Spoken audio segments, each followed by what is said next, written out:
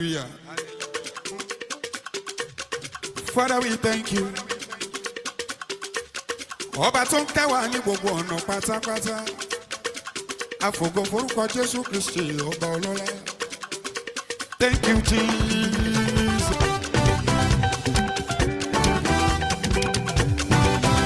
Okay.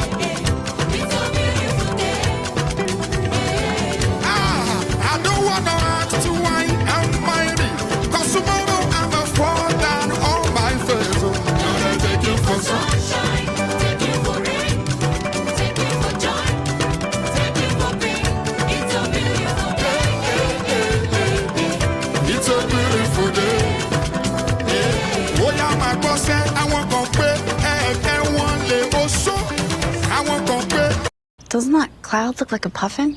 Yeah, like our insurance mascot. Speaking of the policy puffin, any update on our insurance claim?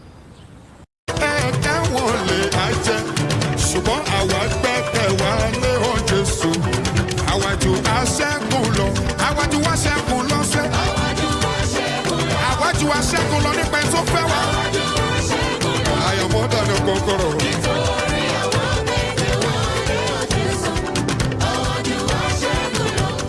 Torí wípé sẹ́ àwọn kan pé ẹ̀ẹ́kẹ́ wọn lè oṣó, àwọn kan pé ẹ̀ẹ́kẹ́ wọn lè ẹ̀jẹ̀, ṣùgbọ́n èmi gbẹ́kẹ̀ mi lé ọ Jésù, èmi ju aṣẹ́gun lọ, èmi ju aṣẹ́gun lọ sẹ́.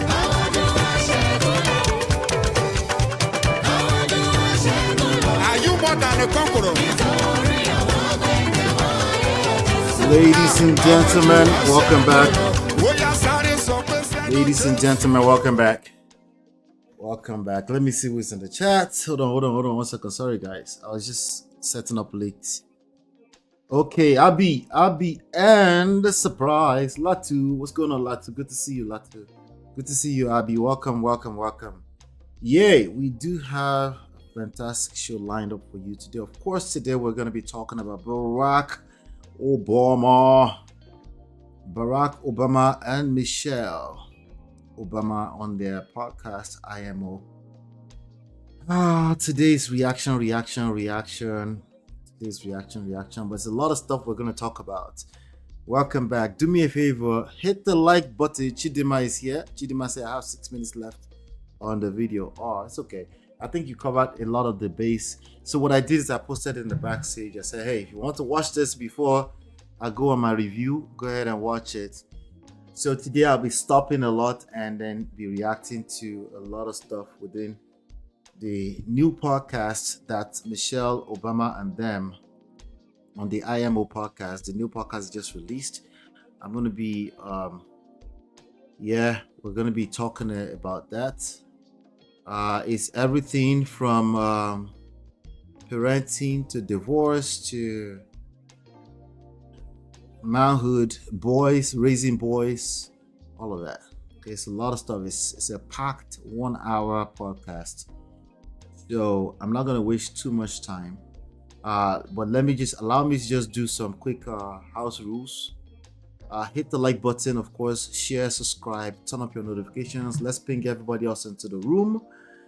Let's engage. Hit the like button, share, subscribe. Shout out to all the sponsors. My name is Ola. What we do here is we extract life and relationship lessons from trendy topics. Of course, everybody's talking about this today, just in case you've been under a cave. Everybody's talking about Michelle and Barack Obama today. So it only makes sense that we talk about it. Actually, I found out after I decided I was going to do this that everybody else is talking about it too. And shout out to all the sponsors. We're going for $183.08 this month. We don't look like we're on track. So if you're getting value from this segment, super chats here and there goes a long way. Thank you for always hitting the like button, subscribing, turn up your notifications. Zelle is open, Cash App is open, PayPal is open. The information is right there on the screen and it's always scrolling to the bottom of the screen. All right. Thank you so much for being here. Of course, like I said, we extract life and relationship lessons here. And we tackle them from a self-power, social seduction, attraction, emotional intelligence standpoint. And that's what we do. So we try to keep an open mind so that if we're going to make a stand, we don't want to make blunders and sound stupid like a lot of people in these social media streets. We keep an open mind, not so we can just stay open and accept anything. That's supposed to be obvious, but sometimes you have to spell it out for people.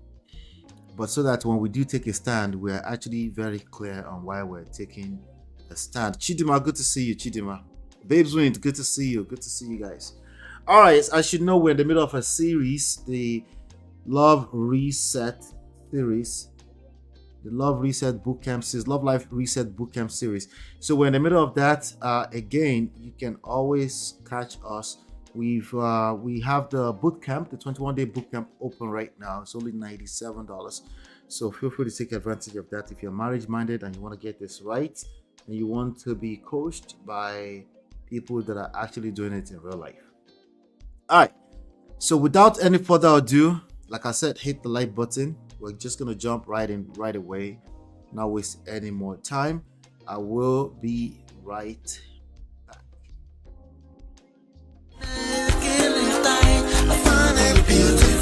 Girl, it's your love that I've been missing. I miss all your hugs, your touching and kissing. Me love on the floor, the couch in the kitchen. One love enough, we done enough.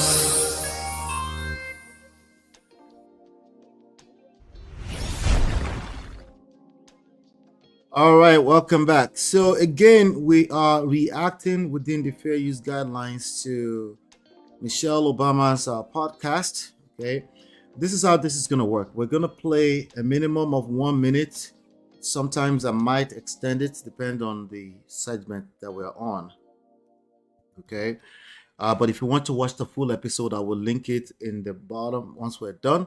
And then also, no, I will not be playing it fully for you so that you can listen to it first. And if you come for me in the comments, I'll come right back for you. I'm just kidding. But people have come for me before. For some reason, you have to remind people of everything. Like, it's a reaction video. Like, why are you interrupting it? I'm like, Jesus Christ, these people, oh God, Lord help me. God have mercy. God have mercy. Help me, help me. Sorry. All right. We have to be patient. Wosa. Drink water. This one is Diet Coke. All right. So let's get into it. This first segment is about the divorce. So let's get that out of the way. You know, for a while, there's been rumors that he's filing for divorce, that, you know, the man is just tired. So let's get into it. Grateful. We have the former president of the United States. We are honored to have Barack Obama join us. Barack Obama, can you join us on Come our on set? out here, brother. Welcome man. to IMO. Look at you. How are you? Wait, you guys like each other? Oh yeah, really? Huh? That's so The nice. rumor mill. It's my husband, y'all. She took me back. So I don't know if you guys heard that. He said, she took me back. All right. So sadly, in this social media street, I said I was going to play at least 1 minute. I'll talk about that. Let's finish the 1 minute.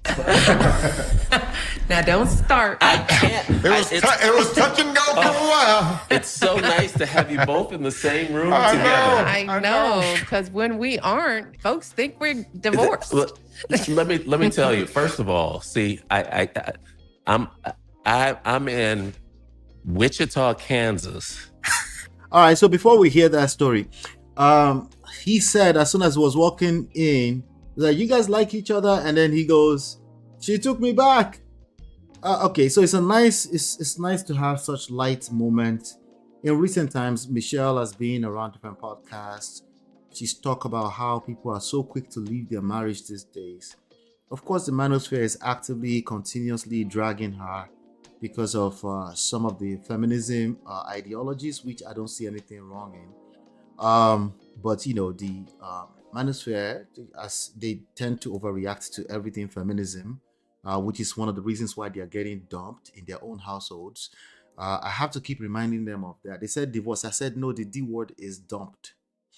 You know, the D word is dumped. If you can't admit that you're dumped, then you're going to struggle with creating a proper solution.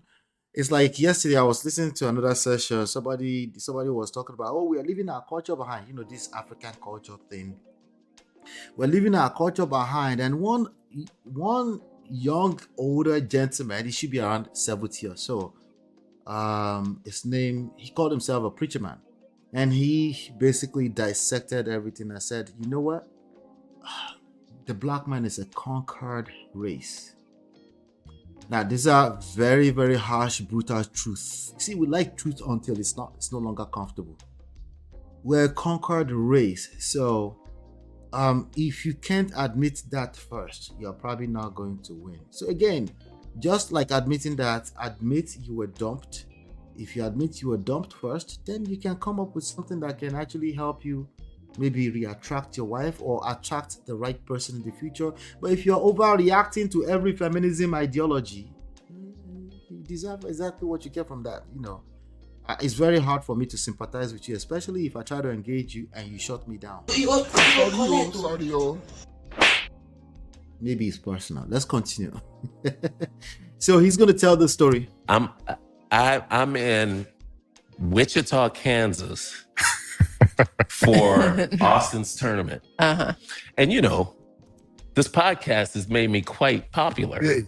You're big shot. Famous. And people come up to me all the time. This woman came up to me and she was so nice. She was like, can I have a picture? Yeah. And then, so you know how you get the side hug? And she's like, what did he do? And you knew she was gonna say what he did. He. And I You was knew like, it wasn't like what happened to him. That is so It was like, terrible. how'd he mess up? how'd he mess up? And I said, well, what makes you think he messed up? Why And wait for it. Michelle is about to say something. couldn't it Well, been why her? did you just say no one messed up? Well, because I wanted to. All right, so the biases are normal. We can banter around here and there. It's okay. The biases, the double standards. Listen, we're not going to restrain ourselves so much. Even generalizations. We're not going to restrain ourselves so much, and we're not going to be normal human beings. We do have a tendency to generalize from our experiences. We banter about the double standards and stuff like that. This is why we need emotional intelligence, because you need to know when you will cross the line. Then I have to start looking at you sideways. Chinye, welcome. And then I will have to start looking at you sideways. Keep this conversation going so that I can tell you about it. Oh, Lord. I was like, what? And she's like, he did something, didn't he? I was like, don't worry, everything's fine. And let me tell you, she was so happy, you would have thought I gave her a Christmas gift. Oh. These are the kinds of things that I just miss, right? So I don't even know this stuff's going on. Right. And then somebody will mention it to me, and I'm all like... He's talking about the rumors. He didn't even know the rumors was going on. As it should be. Because if you're too busy, you won't have time for the bullshit, right? Lati says, him saying she took me back could be sarcasm based on the rumors of the divorce. What y'all think? It is sarcasm.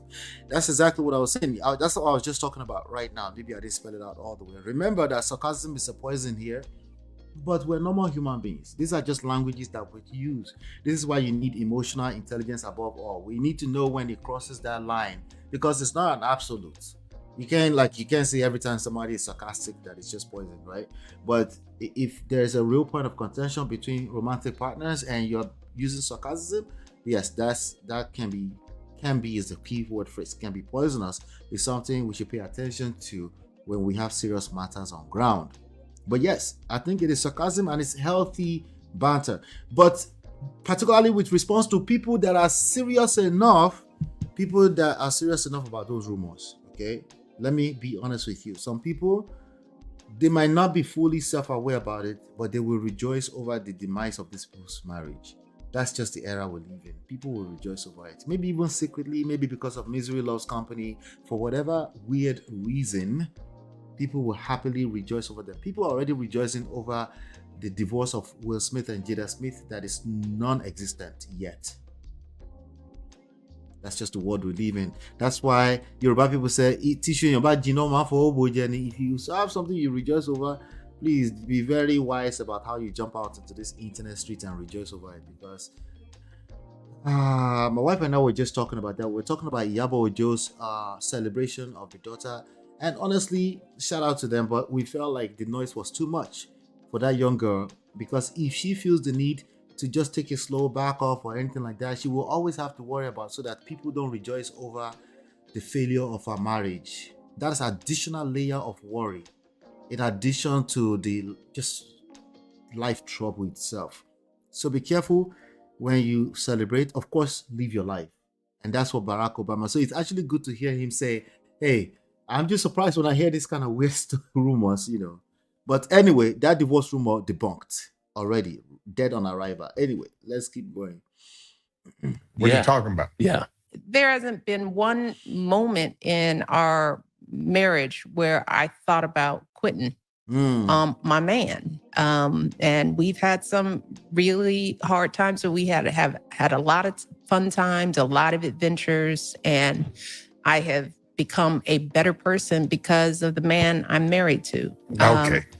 All right. So recently she was on the podcast where she said she didn't want boys because she didn't want to raise another Barack Obama. Okay, whatever that was, my automatic assumption, I always assume best case scenario. I think it's a good strategy to have in life. I always assume best case scenario. Most normal human beings, including me, when I wasn't aware, we assume worst case scenario first.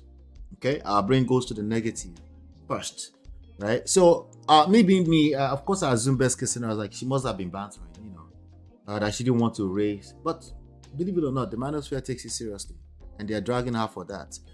But of course, when she says, this man, what did she just say? Let's listen to it. I have had a lot of fun times, a lot of adventures, and I have become a better person because of the man I'm married to. When she says, I've become a better person because of the man I'm married to, how viral do you think that went? Zero. Shout out to Uncle Beto. Zero. That's the era we live in. What do you have in all of your feeds? Even when you're intentional, you will see mostly negative stuff. Can I be honest with you guys? Why do I have divorce and single mothers in the title? Why? Why do I have divorce? Shout out to Natu for the $5 super chat. I appreciate you, Natu. Thank you so much. Why do I have divorce and single mothers? Because most of you will probably react to that rather than how to raise single boys. That's the sad reality. Okay. Well, we're running a business here. Okay. Let's keep going.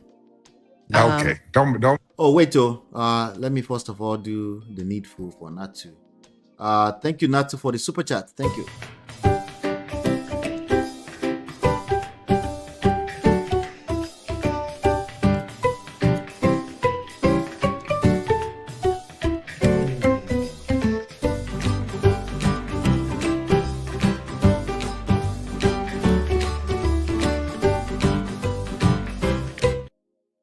Thank you so much, Natu. That's Natu's business. Natu is always supporting our business here. So please, that's Natu's information for our business. Please support her. Thank you so much.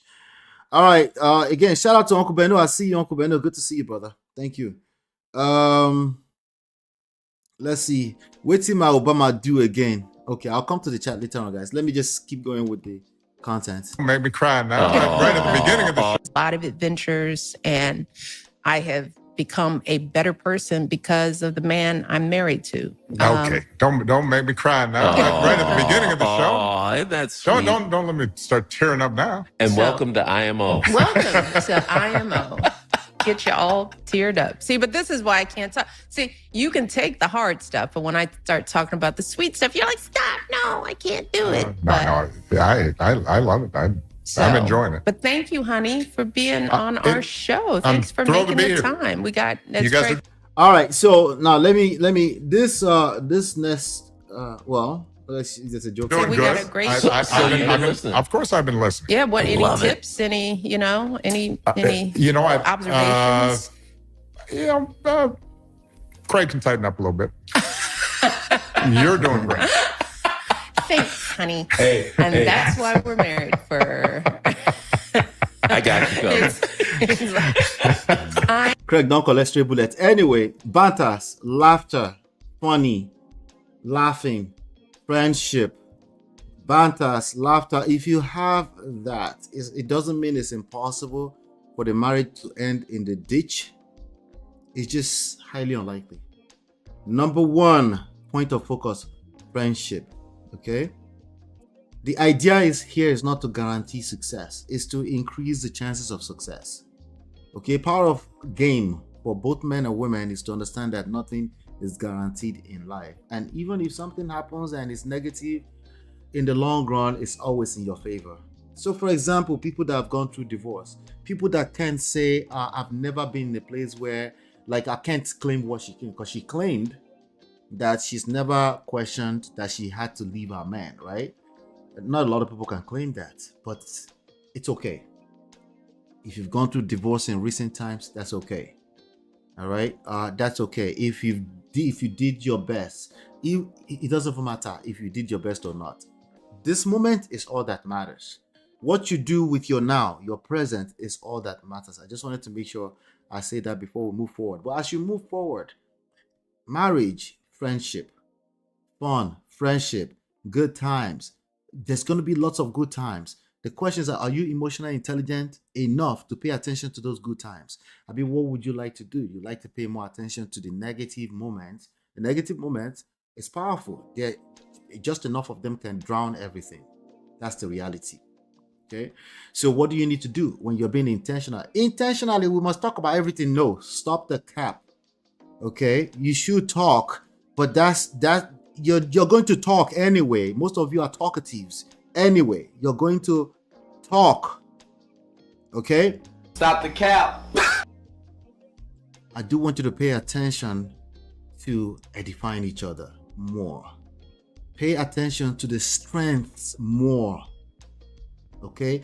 Pay more attention. It's not natural to pay attention to the strengths, to the friendship, to the positive. It's not natural. It is much more natural for all of us to pay attention to the negatives.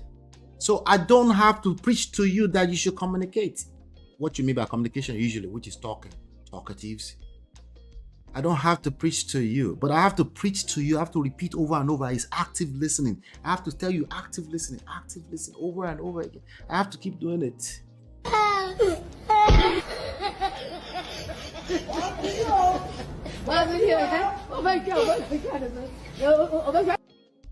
All right, let's continue. See, now that's what a brother-in-law is for, folks. That one, Uncle, let's read the next. Absolutely. Well, we've got a question today from a listener in San Francisco. So they have the question coming up from the listener. Let's listen to it together about raising boys, okay?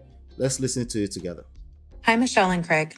I have 3 younger brothers and am a new mom to a 1-year-old little boy. What can we do to change the fact that we raise our girls and we love our boys? There is so much dialogue on raising strong, independent women, but how can we raise emotionally intelligent, competent men? I am deeply concerned by the ideology promoted to my younger brothers online. I want to raise a young man who sees through those ideas. How can we energize the discussion around raising young men that want to change these oppressive and even violent dynamics? Now, before we dig in. Yeah. Did you guys hear the question? It's about raising boys, but raising boys is connected to so many things. Before we continue with that, shout out to Dr. Adama in the chat. Raising boys is connected to many things. Before you had boys, you knock. Right?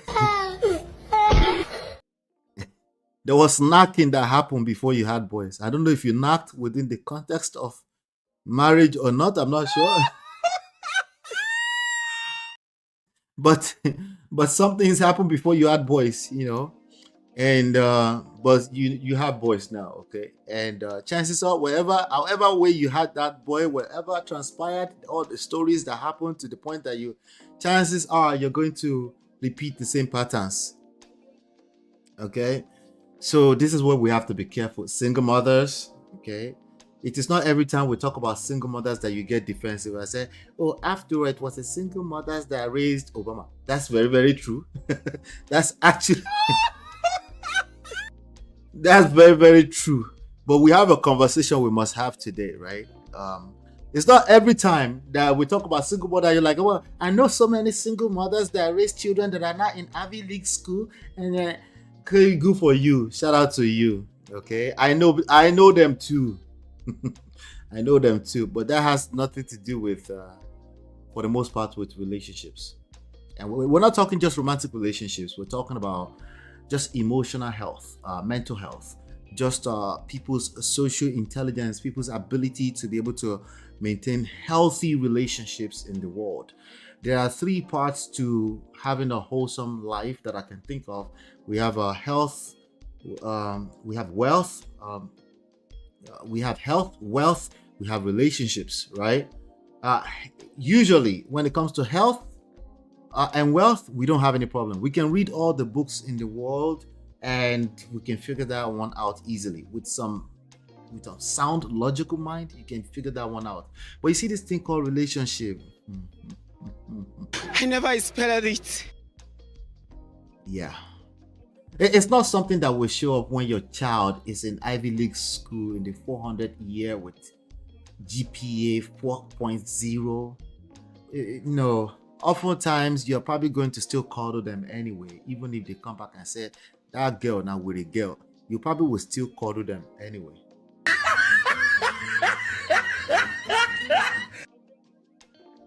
When your boys could have been listening to the manosphere, the worst part of the manosphere, the extremist part of it. So why would they need to listen to that? I know, right? I know. Like, I wonder why. How? I raised the boys so well. 4.0 GPA. He like, He's a fine young man in the world. In fact, he always take care of me. He's always looking after me. Always check on mommy. This thing is so complex. Hey! Wait! Hey! Wait! Hey! Wait! Yo! With me, nigga! What's wrong with you, nigga? Come on! With my glasses! Get off of me before I drop your goofy ass again. Now beat that, bitch ass nigga. Pay for this shit. Hurry up. No, Pay for that shit and hurry up front. Drop your No. ass again. Touch me, then I'm Yo, gonna drop stop you. video for they Quit help touching me. You got my key. Quit touching Somebody me, help bitch. you. No, Somebody help come you. on. Oh God, somebody help me. I mean, you can help your boys for just as far as you can help them. You know, shout out to all the single mothers. You guys are doing fantastic job. Dr. Shola said we should worship you guys. Shout out to single mothers. All right, but there's a conversation we need to have. And there's a conversation we need to have. Let's continue. So you heard that that young lady who left that question for Michelle Obama and Barack Obama, right? So it's a good question. I think it's a fantastic question. But let's jump to this next segment. This next segment is about Barack Obama's most important strategy. He left something called the most important strategy. Let's listen to it. Well, first of all, the most important strategy, whether it was a boy or a girl, was having the right partner. And now that I'm not, That's me, that I say y'all. even behind her back. Yeah. Every one of my young male staff members, when they talk to me about dating and relationships and what to look for, I say, look, the starting point is this person is going to raise your children alongside you. And so I'll be honest with you. Michelle being Malia and Sasha's mom, that made all the difference. And then I do think for whatever. All right. So generally, men don't have a problem giving props to mothers, including single mothers. It's only weirdo men, there are many of them on the internet, that will struggle with giving proper props to single mothers. Okay? There are a bunch of them in the internet. If you hear a man dragging single mothers, you should pay more attention. It doesn't mean it's toxic, but if you listen long enough and you tend to just hear just a lot of shaming language and stuff like that, it's probably something deeper going on there. But nonetheless, there's a conversation we need to have. There's a comment here I wanted to go back to. Okay, Dr. Dama, let me read what you said. She said, make I talk waiting in my mind. This Michelle Obama look no be arm at all. Hope their podcast, they are not showing their face, just saying respectfully. Make una no vex. They're showing face, so we're watching it right now. Shout out to her. Let's see. Chia says, raising well-rounded boys. God help us all. Yes, that's the idea. There are at least 3 sides I can look at. You can break those 3 sides into even multiple pieces. So I said health, wealth, and then there's also relationship. I think the most important part of them all is relationship, because regardless of where especially wealth is, you want people that can live a well-rounded life, people that know how to be happy regardless of what the other status, especially of wealth, is, because no condition is permanent. One can be sick today and one can be up tomorrow. One can be broke today and you can have money tomorrow. Okay, you're just one step away from being broke. You're always one step away from being honestly wealthy. But you see, this relationship thing, the way people think of relationship is something that transcends beyond just one move. That's why I can't say, oh, just because you know how to say the right thing is enough. No. It's just because you know how to carry woman on your head, it's not necessarily enough either. Because most women actually don't respect that. As a matter of fact, I know you guys will argue with that now, but it's okay. What most women respect is a well-rounded human being. A man who knows when to step in, a man who knows when to back off a little bit. Sometimes a lot bit, just back off completely. Let her figure herself out. That's what most women respect. So if all you've done is kodu, learn how to respect women. I hear women sometimes, they say, oh, I taught my boys how to respect women. I'm like, shout out to you, clap for yourself. What else did you teach him? What else? Chie said I'm mischievous. I'm trying not to be mischievous, Chie.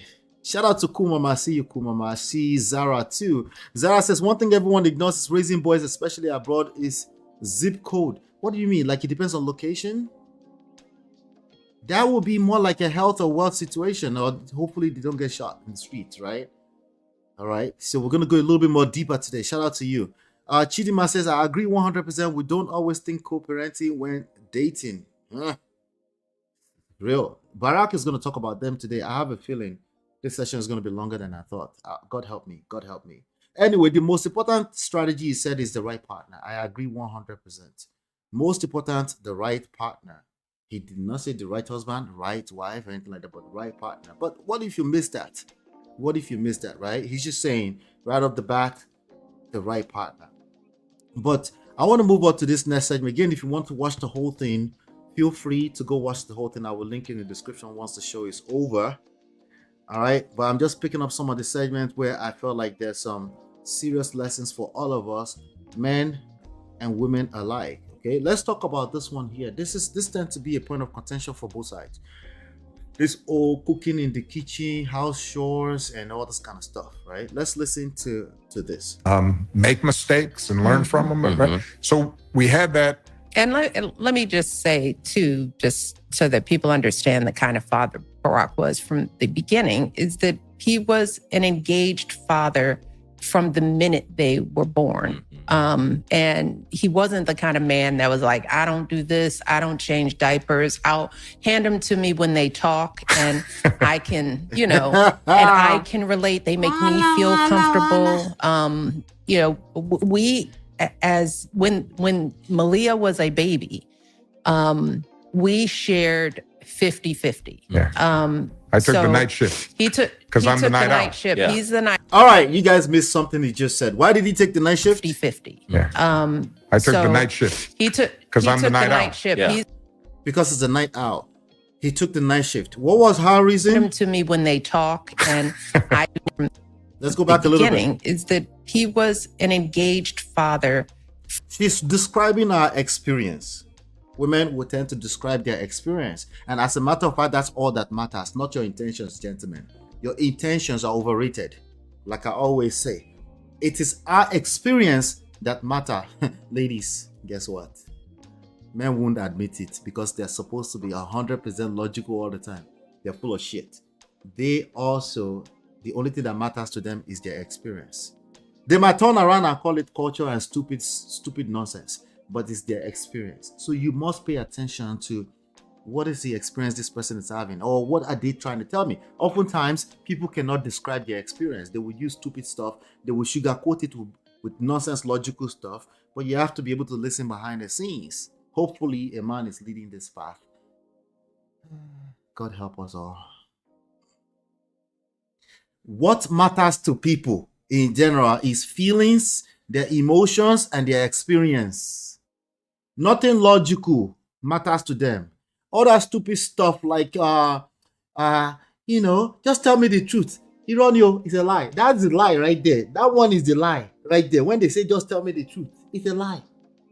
From the minute they were born. And he wasn't the kind of man that was like, I don't do this, I don't change diapers. I'll hand them to me when they talk and I can, and I can relate. They make me feel comfortable. We, as when Malia was a baby, we shared 50-50. Yeah. I took the night shift. He took because I'm the night owl. Shift. Yeah. He's the night owl. And that helped me because I wasn't sleep deprived because I would pump while I was breastfeeding, which wasn't for a long time. And I would go to bed at a reasonable bedtime and I could hand my baby, and I will say because she was. So now, if you end up with a husband, a partner who is not a night owl, what happens? Right? Gentlemen, if you are not a night owl and you end up with a woman who is asking you for 50-50 when it comes to this, what happens? Y'all should just be kind. Just be kind. Me, I don't disagree with that though, but I'm asking the question now, okay? You end up, because your life is not going to be exactly like Barack and Michelle, right? In fact, it's not going to be close, right? What do you do? At that point, you tell yourself, do what works for you. I need a tie. I always like to do this. What do you do at that point in time when whoever you call your role model, that formula no go work? You tell yourself, do what works for you. Abi, it's just bass balls. Abi, you will hold the resentment in for 7, 8, 9, 10, maybe 2 years. And then one day you build enough of this stuff on top of each other. Before you know it, the marriage has card. Anyway, it was Nelly in recent times who said he didn't want no part of no diaper. So that was definitely straight bullet shade, absolutely, at Nelly. Chidima says this is another 50-50 that the manosphere won't talk about. No, they won't. They won't. Nigerian men have left the chat. They have. But no worry, they always listen. My number shows that they are listening. What happens if your situation is different? You pivot a different way. It's about understanding, compromise, and realistic expectations. That's it, But we should just know, self-awareness. Self-awareness. Awareness is half the battle won. Just know that your situation might be different, but you find a way. You figure out a way. If your husband happens not to be a night owl, how can you come to a point of compromise of some sort, right? Compromise is all short term. Why? Why should I do short term? For long-term benefits? Maybe the baby is only not going to be sleeping for maybe only 5 months. She's going to talk about that. 5 months. It's a long time when it comes to human feelings. But in reality, it's a short term, right? For short-term sacrifice. Why should you sacrifice? Because of long-term benefits. You're going to have a lot of that play out in any type of relationship, not just romantic relationship. You see, we like to disrespect marriage. You just say marriage is a prison. Somebody said the other day, like marriage is a prison. Sorry.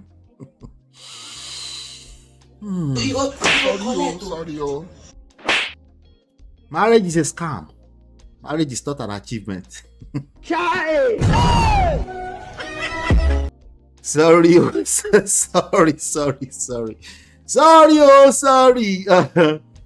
Lattice MOP, we heard they had surrogate babies. Others said they were adopted. Which one be breastfeeding again? Though it didn't matter.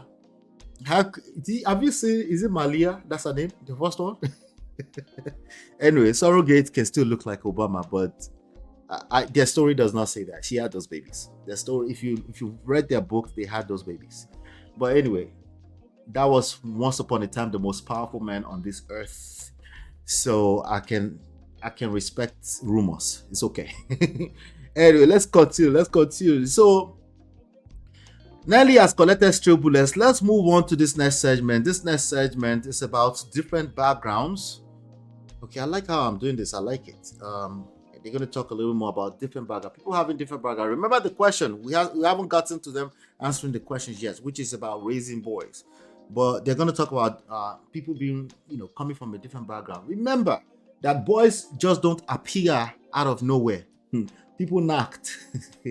Let's continue. Warms my heart to this day is that Barack's background is so different from our background. I mean, it's so different, and everybody knows and I used to say, in spite of the fact that we were raised so differently, somehow you developed the exact same values that we did. So much of Barack reminded us of our dad. Our dad and the way, stuff he said, stuff you said, and it was his consistency, his honesty, his humor, your authenticity before people were using that word, authenticity, your calmness, and it just I brought that up because I think people who haven't asked me that question should know that, and probably want to know how did that evolve?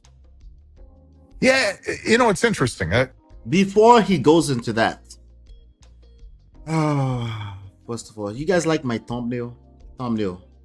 Oh, little boy raised by a single mother.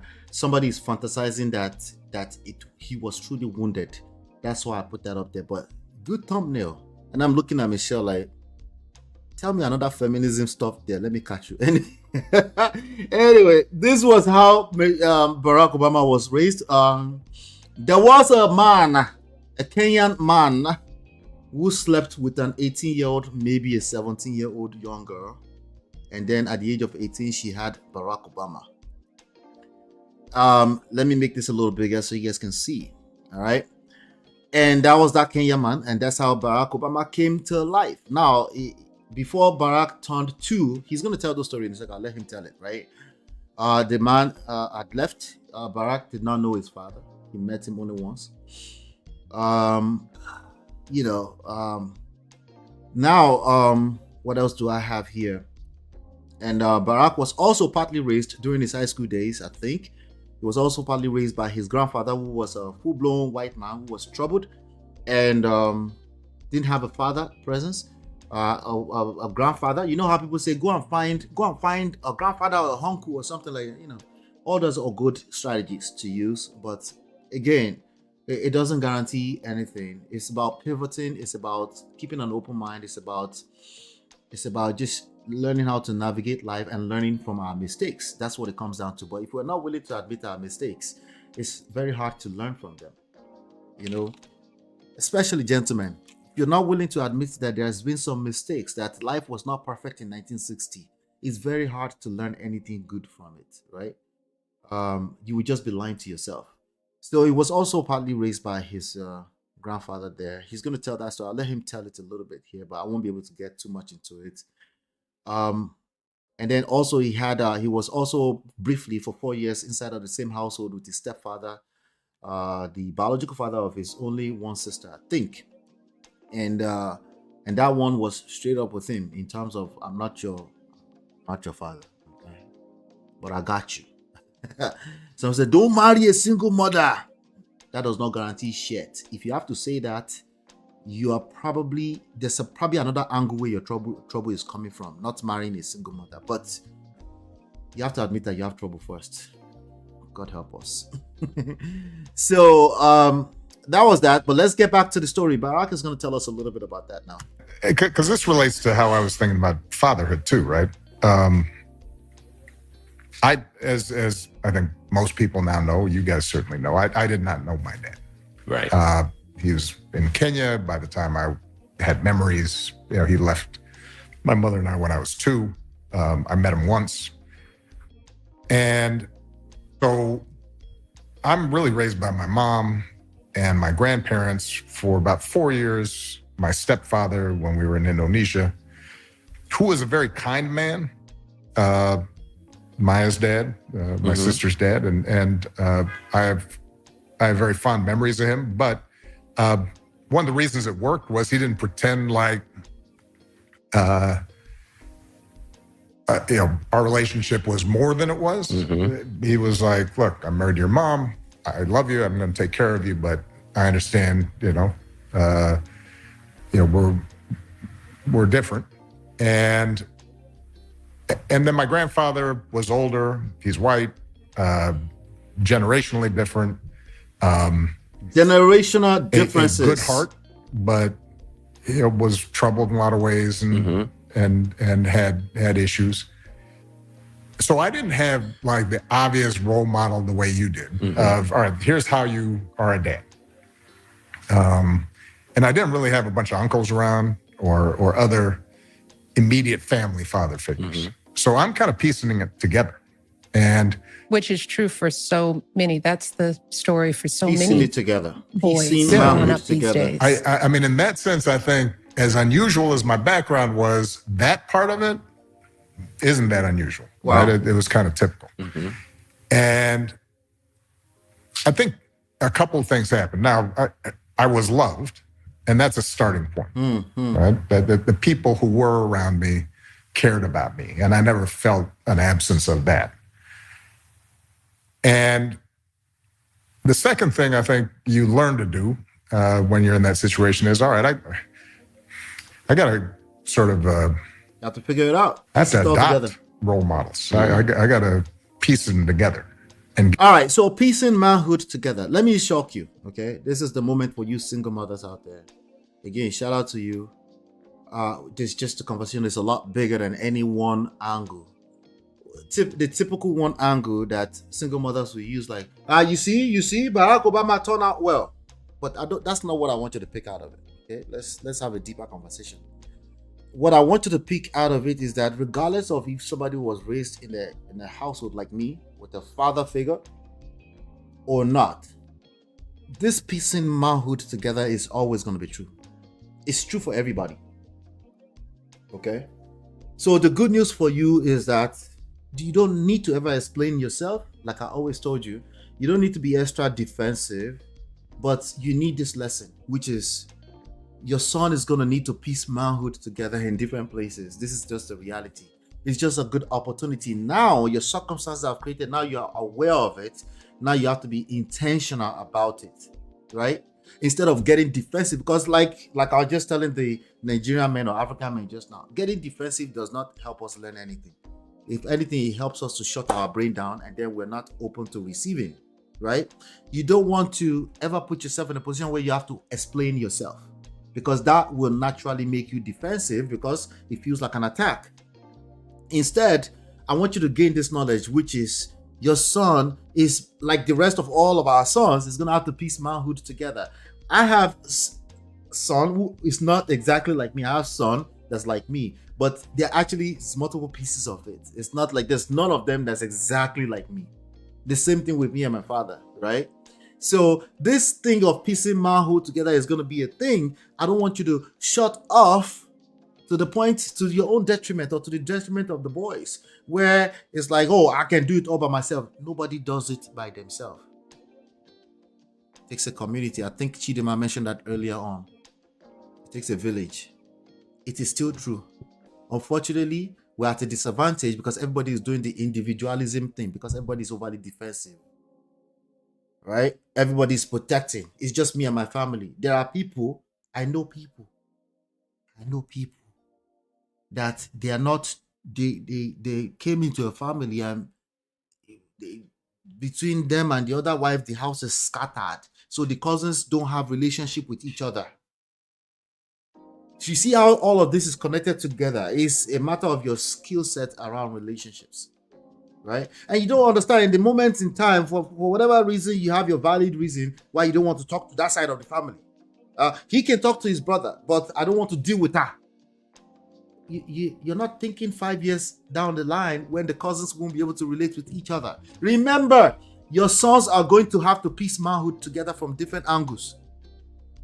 But you'll be shooting all that in the legs because of your own feelings in the short term.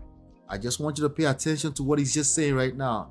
So yes, shout out to him, right? But he's needed to piece all this together. Everybody's son's gonna have to do the same thing. So you're at a disadvantage in one angle, but not exactly, because now you're in a position where you can be intentional about it. The people that have father in the household, they have to do extra work at being intentional about that. I have to do the extra work. Like right now, this afternoon, I'm going to take my boys to go hang out with their grandfather, right? In that, they will get to hang out with their uncle. They're going to pick here and there and there and there. That's how it works in real life. So this idea of us shooting community at the legs and we're just everybody's trying to do on their own, it starts with simple things with jealousy. I don't want them to know what I do. I don't want to share what I do with them. Oftentimes, it's not even intentional. Like I always said, intentions are overrated. You have to be intentional the other direction. Things that comes to you natural, don't worry about them. They're natural. But there's some things that will hurt you, that is not necessarily coming from an intentional place, but you are doing it, you are using it to cope. It's coping mechanisms for your short-term feelings. No, I don't want to talk. No, just leave me alone. Leave you alone for how long? Well, until I'm settled. When are you going to be settled? Maybe 5, 7, 6, 17 years from now, when your children are now 19 years old. You missed it. The last 12 years, you were no longer in control. The first 7 years of their life, their personality, who they are, is formed. Anyway, let's keep going. There's so much I can say to that. But that piecing manhood together, I just want you to pay attention to it. Gentlemen, just because you're in the household does not mean you figure it all out. Okay? You might actually be at a disadvantage because of pride. Because you're a father in the household now. Suddenly you think you figured it all out. Now you have to pay attention. How much attention exactly are you paying to your boys? Some of your children are on the internet watching Andrew Tate. Let me take that back. In fact, you are a fan of Andrew Tate because you don't know how to talk to your wife at home. All women. You don't collect shige from your woman. So you don't see anything wrong with it. Just talking to Andrew Tate, left and right.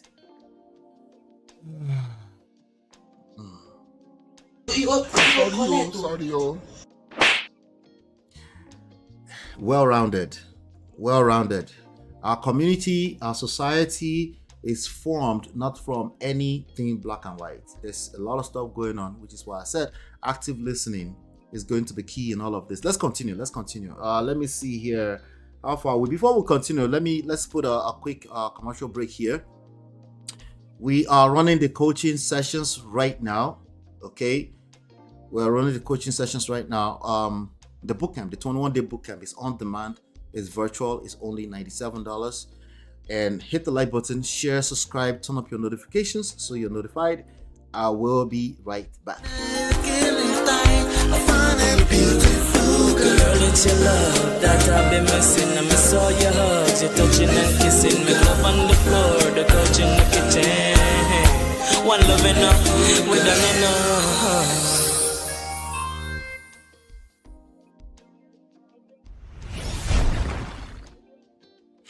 All right, so this segment right here, he's going to talk about what is manhood. Not just what is manhood, but what was manhood. I see a lot of people struggle with even men, they struggle with manhood. You see men engage in conversation and they keep talking about quote unquote real man. Who is a real man? A real man would, and it's just very confusing because the loudest people that are talking about what's a real man are weirdos. Ouch. Sorry, yo. I want to turn a new leaf and be nice.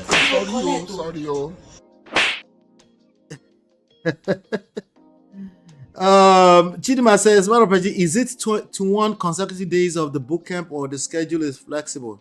It's on demand. You can watch it at your own leisure, but it releases one video to you once per day. Okay, it releases one video to you once per day. If you go to manofprestige.com, you put your right on it, you just make that payment right there. All right, so let's see. Love in the family matters a lot. Yes, he mentioned that. I forgot to mention that. He said he got a lot of love. And what do we have in the new generation? They said love is not enough. What do you mean? Doing it all by yourself is not a freaking joke. Let's be real here. Exactly, Chinye. Chidima says, after the podcast, Obama will, like Will Smith, be labeled weak, simp, women rapper, panderer to women, beta male, watch and see. Guess who is labeling them that? Guess who? Guess who is labeling them all those things? Any guess? Anybody who's gonna guess? Sorry, I have happy fingers. The people that would label Obama weak, simp, woman rapper, panderer are simps, weak men, woman rapper, and panderers. These are the people that will. It's projecting. They are projecting. Okay, so it's okay. It's all right. It's all right. Zara said this real man topic is comical. I watched the Alpha Male Boot Camp. It was weird. What is the Alpha Male Boot Camp? What is that? The real man association. Oh God. Anyway, let's continue. So this segment right here, is it segment or segment? You guys are always making fun of me. Now I'm confused. Segment with the gi. I say Yoruba gi. Okay. Segment. Let's go with segment. He's going to talk about what was manhood, not just what is manhood, but what was manhood. He's going to describe it at least the way he saw it. If we're going to describe manhood, I always want people to actually personalize it, how they see it. That way, and people that weirdos always want to talk from a general standpoint. If I ask them, can you give me some context? Can you talk about how you think? Like, well, I never like to talk about myself. Like, yeah, you're weird. Okay, you're socially awkward. That's the first step. Okay, I understand social media is dangerous and you want to generalize everything, but like really, like if I start hearing certain rhetorics, I need you to give me some context. So talk to me about yourself, or at least tell me what you believe. Let's keep going. 70s and the 80s, not all of them were great. Right. Can I ask you both to talk about what manhood meant for you? What it meant for you when you were little boys coming up, what you thought it was, and what you then came to understand it to actually be? Well, I don't remember maybe when I was a really young child, other than the idea that guys were strong, they didn't whine, they were tough. They were expected to go to work. They worked and provide, right, and protect. Yes. I mean, and I think back about Dad. I think when I'm thinking about Dad as a role model, I remember the fact that here you have a man who has MS, and he's getting up and he's going to work absolutely every day. Right. And he is not complaining. That's another thing. Men didn't complain. You don't back complain. then. You're stoic. You were. Yeah, I love that word, stoic. Stoic. Coach Carmody used to use that all the time. Stoic. But our dad never complained. He never got up. He had a sense of humor. That was another thing that you learned from guys, is that you needed a sense of humor. Right. But one of the most important things that I remember is that you got along. Got along. You in got the world, along. period. Period. You got along with the other guys you were with. You got along with your teammates. You got along with your coworkers. Nobody wanted to be considered a jerk. Wow.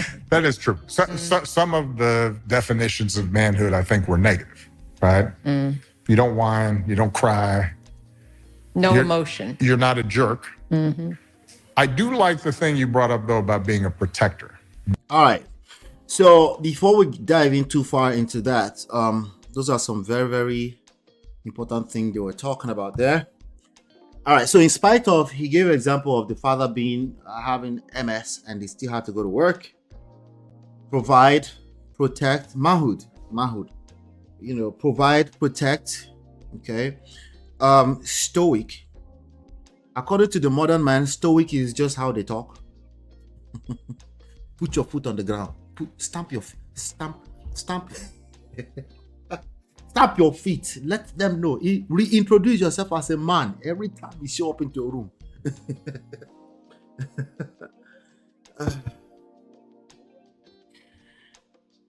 God have mercy.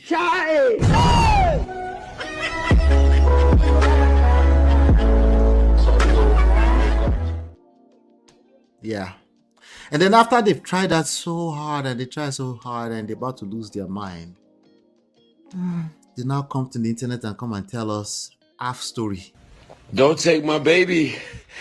I'm at $13,000 a month. What more do you want from me?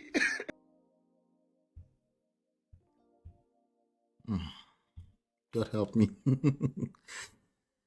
All right. So let me see.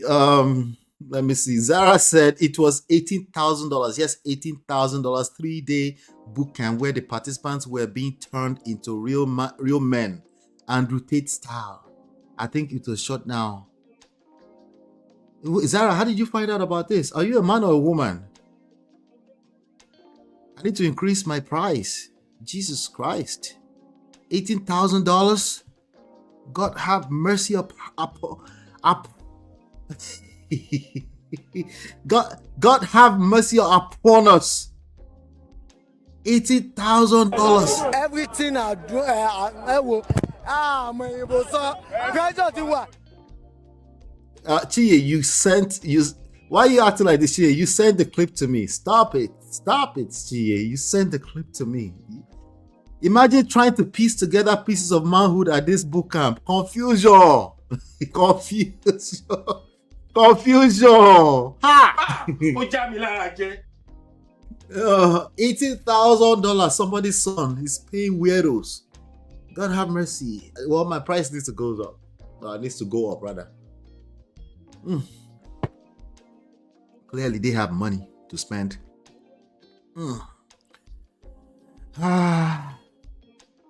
Obìnrin is not your mate. When you don't collect shege from women. Obìnrin.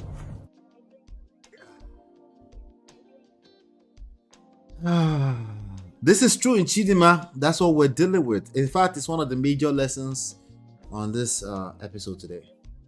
Men are not feeling heard. They're not feeling seen. They're not feeling validation. So when you don't feel those things, you look for it at any cost. eventually they might end up on a mountain. But men are generally not. They need it to be logical, so they probably won't end up on a mountain in Idori, in Ondo State. But yeah, that one is probably not going to work for men because they need it to look like logic, even if it's not logical in reality. Voila. Hey, let's continue. So they're describing what manhood looked like to them here. Stoic. Stoic is something that's internal, okay, for the most part, okay. It can look like that on the surface, but it doesn't mean you're walking all over the people. I think he's talked about that already. It doesn't mean he's talking about getting along, right? Strength. He talked about strength, not strength so you can walk all over other people, but so you can protect people. Okay, so you can protect people. That's what it's about. If you have to use it to hurt other people, that's precise, including your words. If your words is going to hurt other people's feelings and you call it, I'm just telling the truth, because brutal honesty is just harsh and it's truth, there's a good chance you're coming from a place of insecurity. Yeah. In fact, you need to be loud more so than actually protecting other people. More so than your need to contribute to other people's lives. You know, there's a lot of weak people that are running around the internet. They might call it they are a girl child advocate or male child advocate. There's a lot of them, more than enough of them. Okay, and there's always going to be more unhealthy version of that than healthy, because they pay money for you to be toxic on these internet streets. You know, it generates more money on the front end. I mean, let's keep going. Because for some reason, that part of it, I think, appealed to me. And it, at its best, it then counterbalanced the idea of being strong, right? Strength. Like strong. You're strength. strong not to pick on people. Yeah. Right? Not to be a bully. Not to be a bully. Not to dominate others. Instead, it's strength in order to protect, right? And for me, a lot of being a man was being self-sufficient. All right, that's it. That's it right there. For me, the first thing that comes to mind when I think about manhood is self-sustainability. He calls it self-sufficiency. Okay? He's going to tell a story right about now. Then I'll tell you my own version of that story. We're in the age that there's so much information, so we have to teach these things now. We have to be much more intentional about teaching these things. But I'm going to allow him to tell the story. Right. The idea of I can handle myself and make my way through the world. Yeah. And I tell this story. You've heard this story, and sometimes people kind of freak out. Fairly early on, because yes, I do freak out over because this. I was living in Indonesia. I'd fly from Hawaii to Indonesia on my own if I was visiting my grandparents, even at the age of 8. Yeah, and it was cool because stewardess was there. She'd grab you and put you in the seat and give you a little. If it was Pan Am, they'd have a little flight pin, flight pin, and give you soda pop, and so I felt very grown up. I didn't mind. So I was used to traveling pretty far distances alone, and coming back from Jakarta, Indonesia, when I was at this point probably 10, maybe 11. My mother, who was working there and was about to go into the field, dropped me off. I had my little suitcase, and she gave me a hug, love you, babe, and then took off. And she was about to actually leave the city. Didn't walk him to the gate. Just at the airport. We were there. And come to find out, she had forgotten to give me my passport. Oh, wow. So, and I didn't really kind of find this out until I'm about to go through customs. And so I'm problem solving a little bit here, and I'm thinking, okay, Now, Jakarta is a city of like 8 million people. Right. It's not a small airport. No, this is like being in New York or something, being in LaGuardia. And there's no cell phones. And there are no cell phones back then and whatnot. So I'm thinking, okay, I think she had to stop by her office first before she left town. I asked the, steward to leave the bag with him. I go outside. There are these little rickshaw type things called becaks. And I say, can you give me a ride to where my mom's office is? And I don't have any money, but I know if I get there, hopefully I catch her. Don't have any money. Just about pulling out. I tell her, hey, Mom, you forgot the passport. Oh, by the way, I got this driver. We got to pay. And get back in time and make my flight. And when Michelle hears this story, right, she's horrified. And I'm sure Kelly, if she heard this story, would be horrified as well. I have to say that for me, it was like, I can handle this. And I don't remember feeling scared or worried or neglected. I just remember thinking, okay, how do I figure this out? And I felt good about the fact that I'd figured it out. And I do think that element of being a man for me was important. Now, keep in mind, my mother was 18 when she had me, right? So around this time, she's not much older than Malia.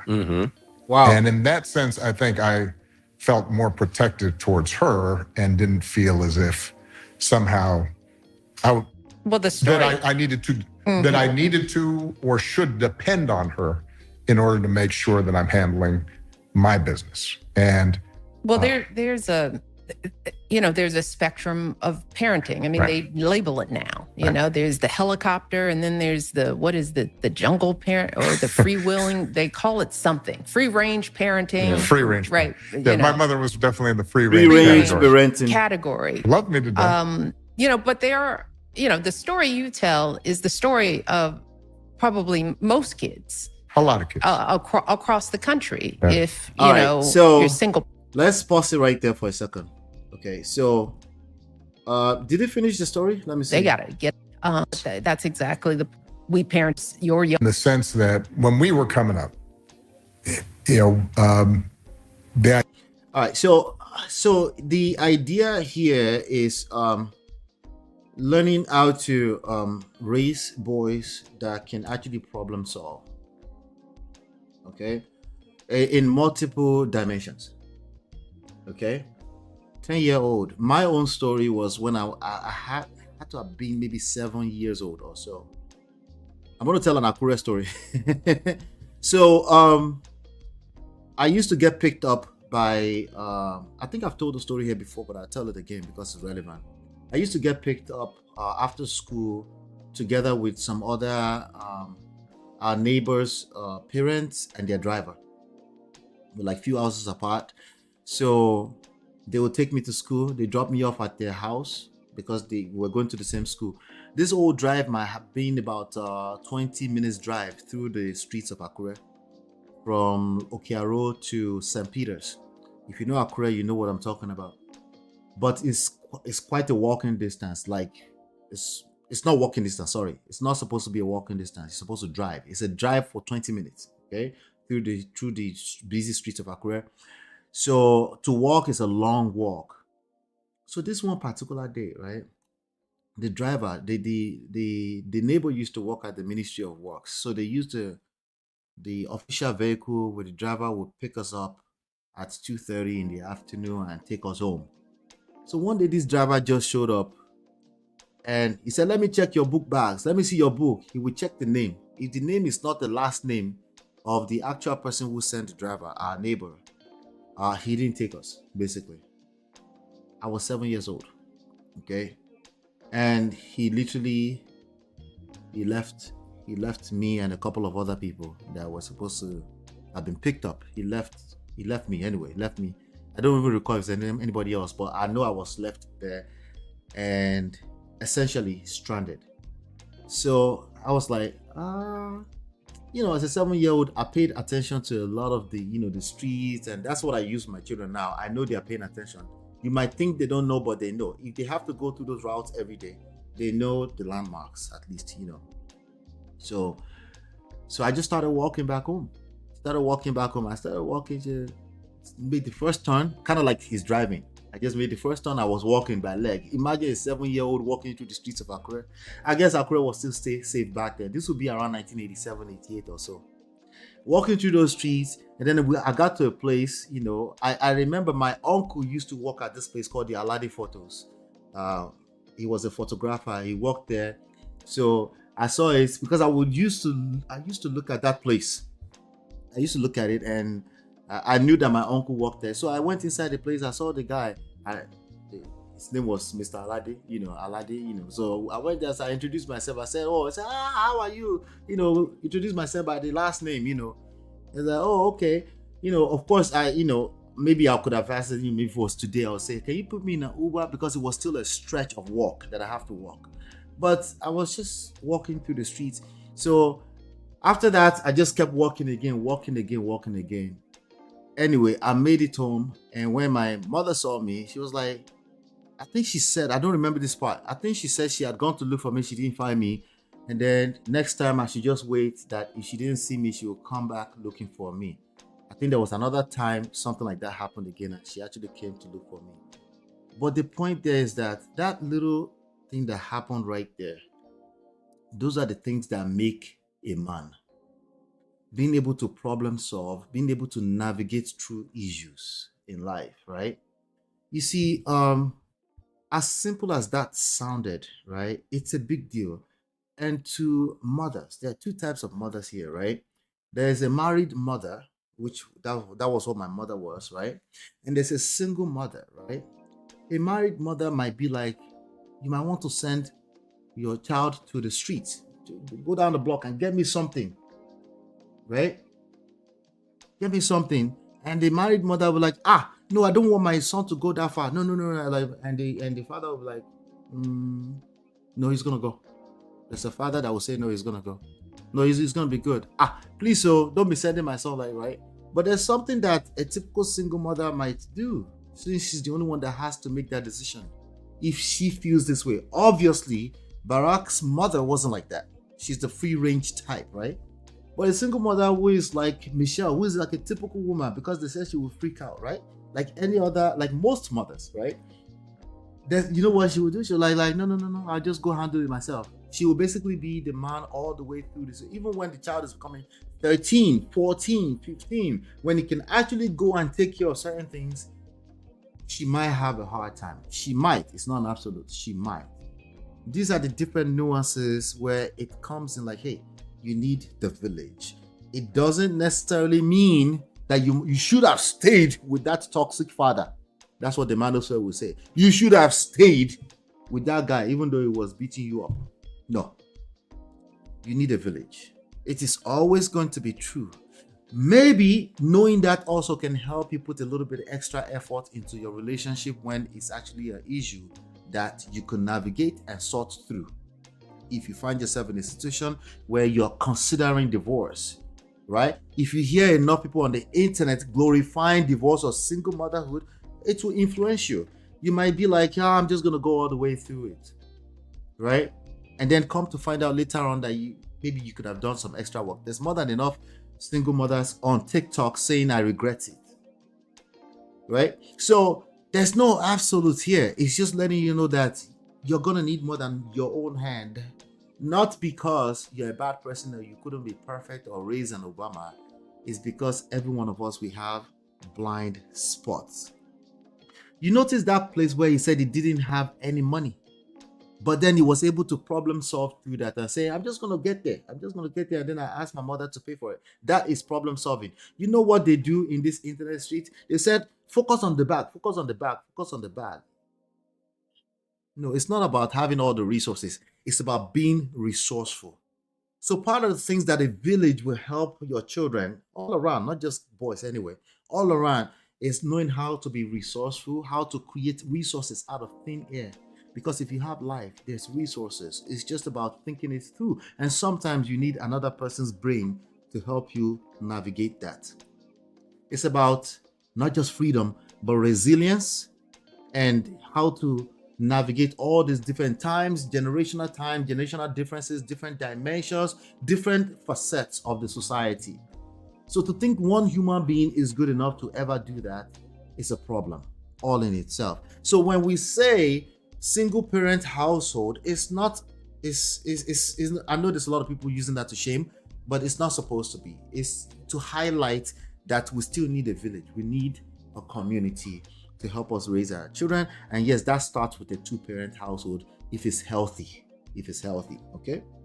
And that means if there are conflicts, you should put your best in it to make sure you know how to navigate conflict before you call it quits. Because wherever you go in life, your shadow will always follow you. You will still have to learn how to navigate conflict, learn how to resolve conflicts. Okay? Of course, it'll be easier for you ladies if you have a man who's actually leading that charge. All right, so this next segment is going to be about the online misogyny that we actually mentioned a little bit yesterday. Online misogynistic trend, right? Because no man is going to come to you and admit that he hates women. Most of them are not going to admit that.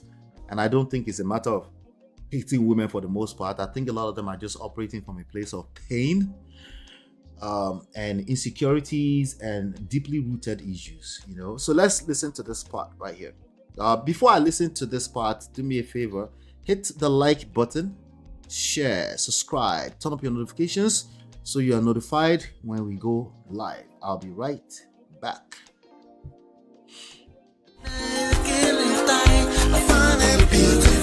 Girl, it's your love that I've been missing. I miss all your hugs, your touching and kissing. Make love on the floor, the couch in the kitchen. One love enough, we done enough.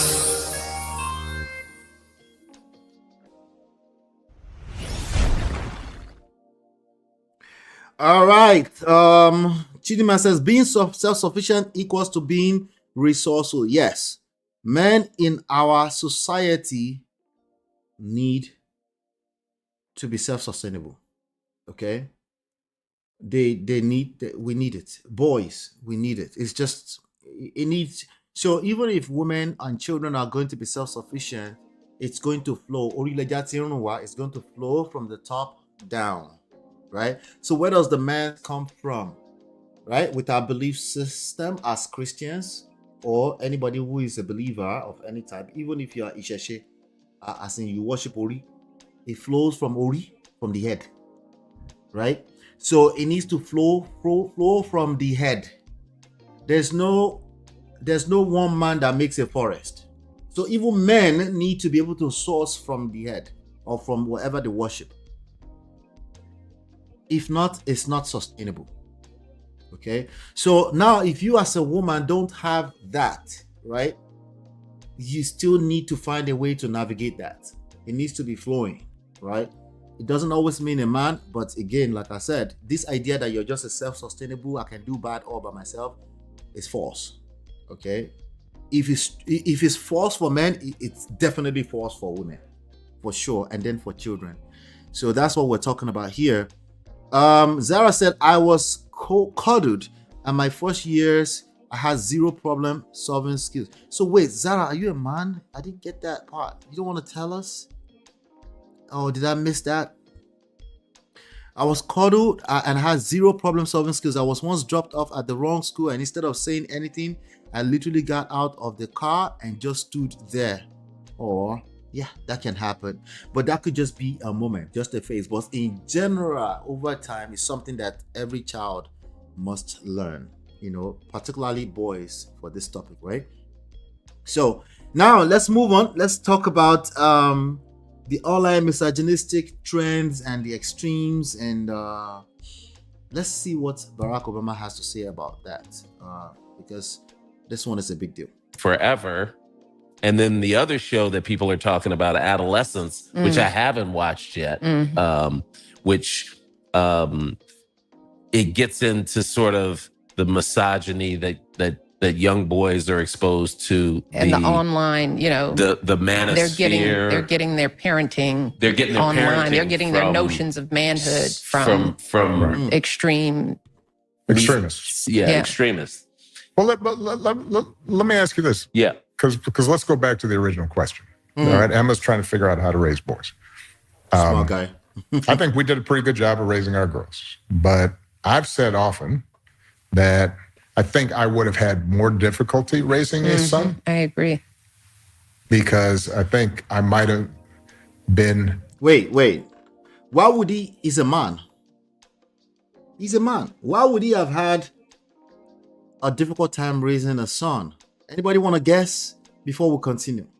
Let's engage real quick. I'll wait maybe 1 minute. I'm not going to wait for you guys. I don't want what happened yesterday to happen. You want to guess why he would have had a difficult time raising boys? Or why did he feel that way? I think he would have done a fantastic job. But, he's talking about his personal experience of what he felt back then. Why do you think he would have had a difficult time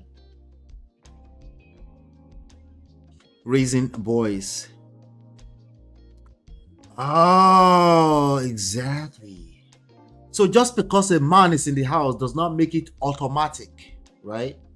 It's much more a generational, like everything else in life. It's a generation. That's why I said be intentional with respect to emotional intelligence. It's not just this one, just a man must be in the house by force. No, it has to be the right man. Right? And if he's not the right man, then okay, that's a hole. We need to find a way to fill that hole, right? That's a loophole. We need to make sure we fill that.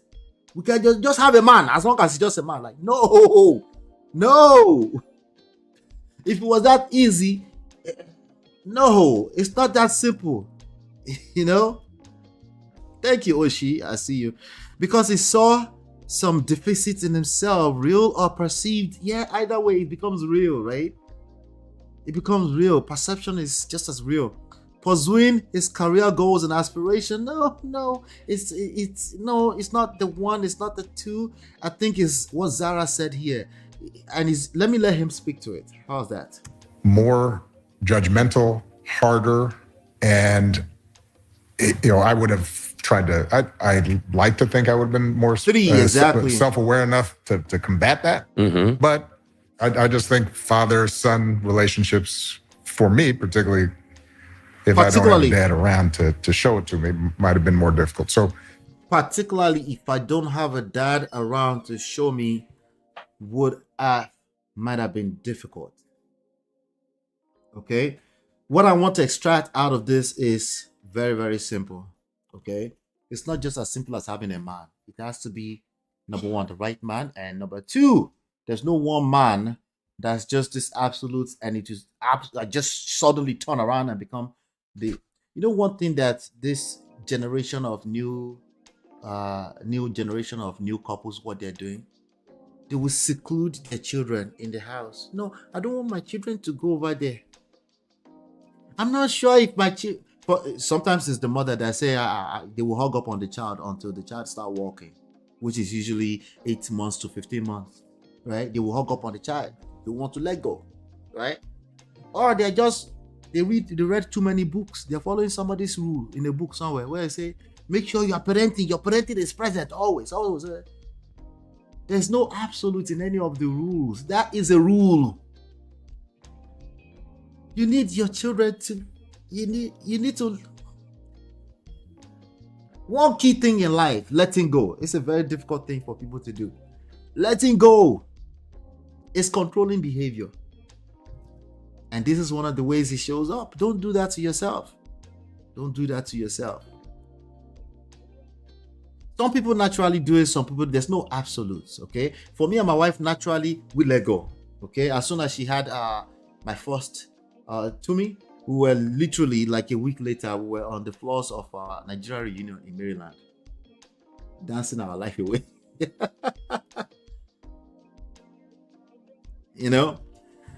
Anyway, Zara said, I'm a woman. Shout out to you, Zara. Shout out to you. He saw deficit in himself, so he would have used his son to correct. Yes, that's another angle to look at it from. He would have It might have been too harsh on the child. He said too judgmental. He might have had a hard time. Oh, they whipped me. They beat me up. So he worked for me. So it will work for my son. That's lame. At that moment, as much as I want to respect your opinion, it's a useless opinion. It's a useless opinion. Why? Because it's just one straight line. Life is not like that. We know that. There's no listening to the child. There's no, every child is different, which is a fact. There's no, let me pay attention a little bit deeper here. What's going on here? How are you doing? What's going on? What's going on in school? Are you okay? No, you don't have enough patience for that. No, you don't want to call it you don't have patience. You want to call it, oh, it worked for me. So I will beat you. I will beat that. My mother would have beat the nonsense out of me. So he worked for me. I turned out okay. No, it's not okay that you turned out okay. It's not okay enough. No. And I don't worry about if you turned out okay. By the way, you probably turned out okay, but that's, God help me. Oh. Sorry. Respectfully. I want to slap your brain to correction. Okay? It is not an exact science. The fact that you were whipped, maybe you were a bad child. Okay? It didn't make it the only thing that worked either. What about the other factors? Can you share 2 other factors with me that made you turn okay? If you can share at least 2 other factors with me, then you simply don't know what you're talking about. Okay? Anyway, let's keep going. So he talked about, you notice how he pivoted away from online misogyny trends, but they're going to come back to it, okay? They're going to come back to it. But let's jump right into gender roles.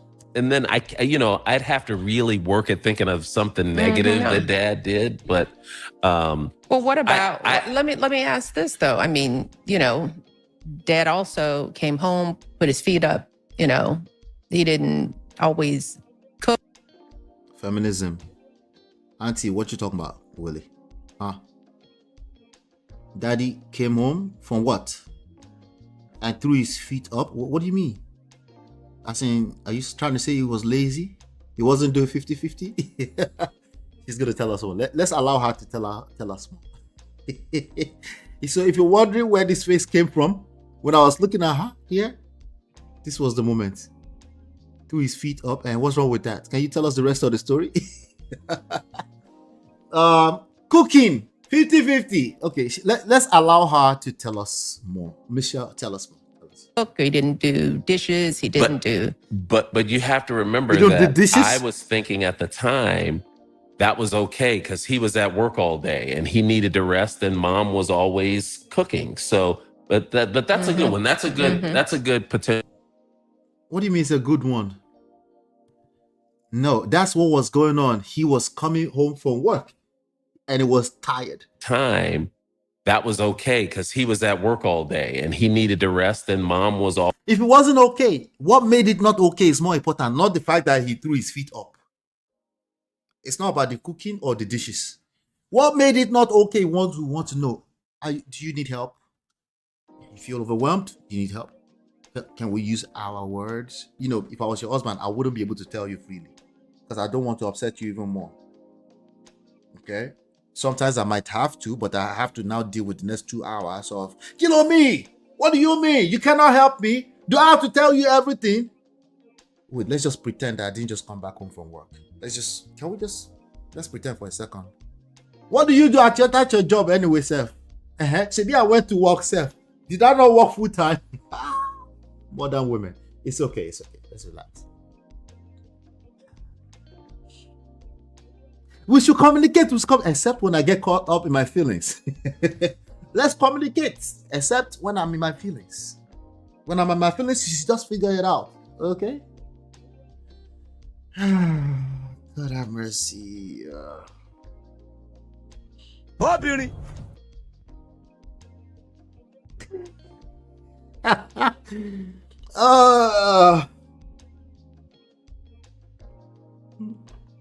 Michelle is trying to tell us something. Let's see if she figured it out.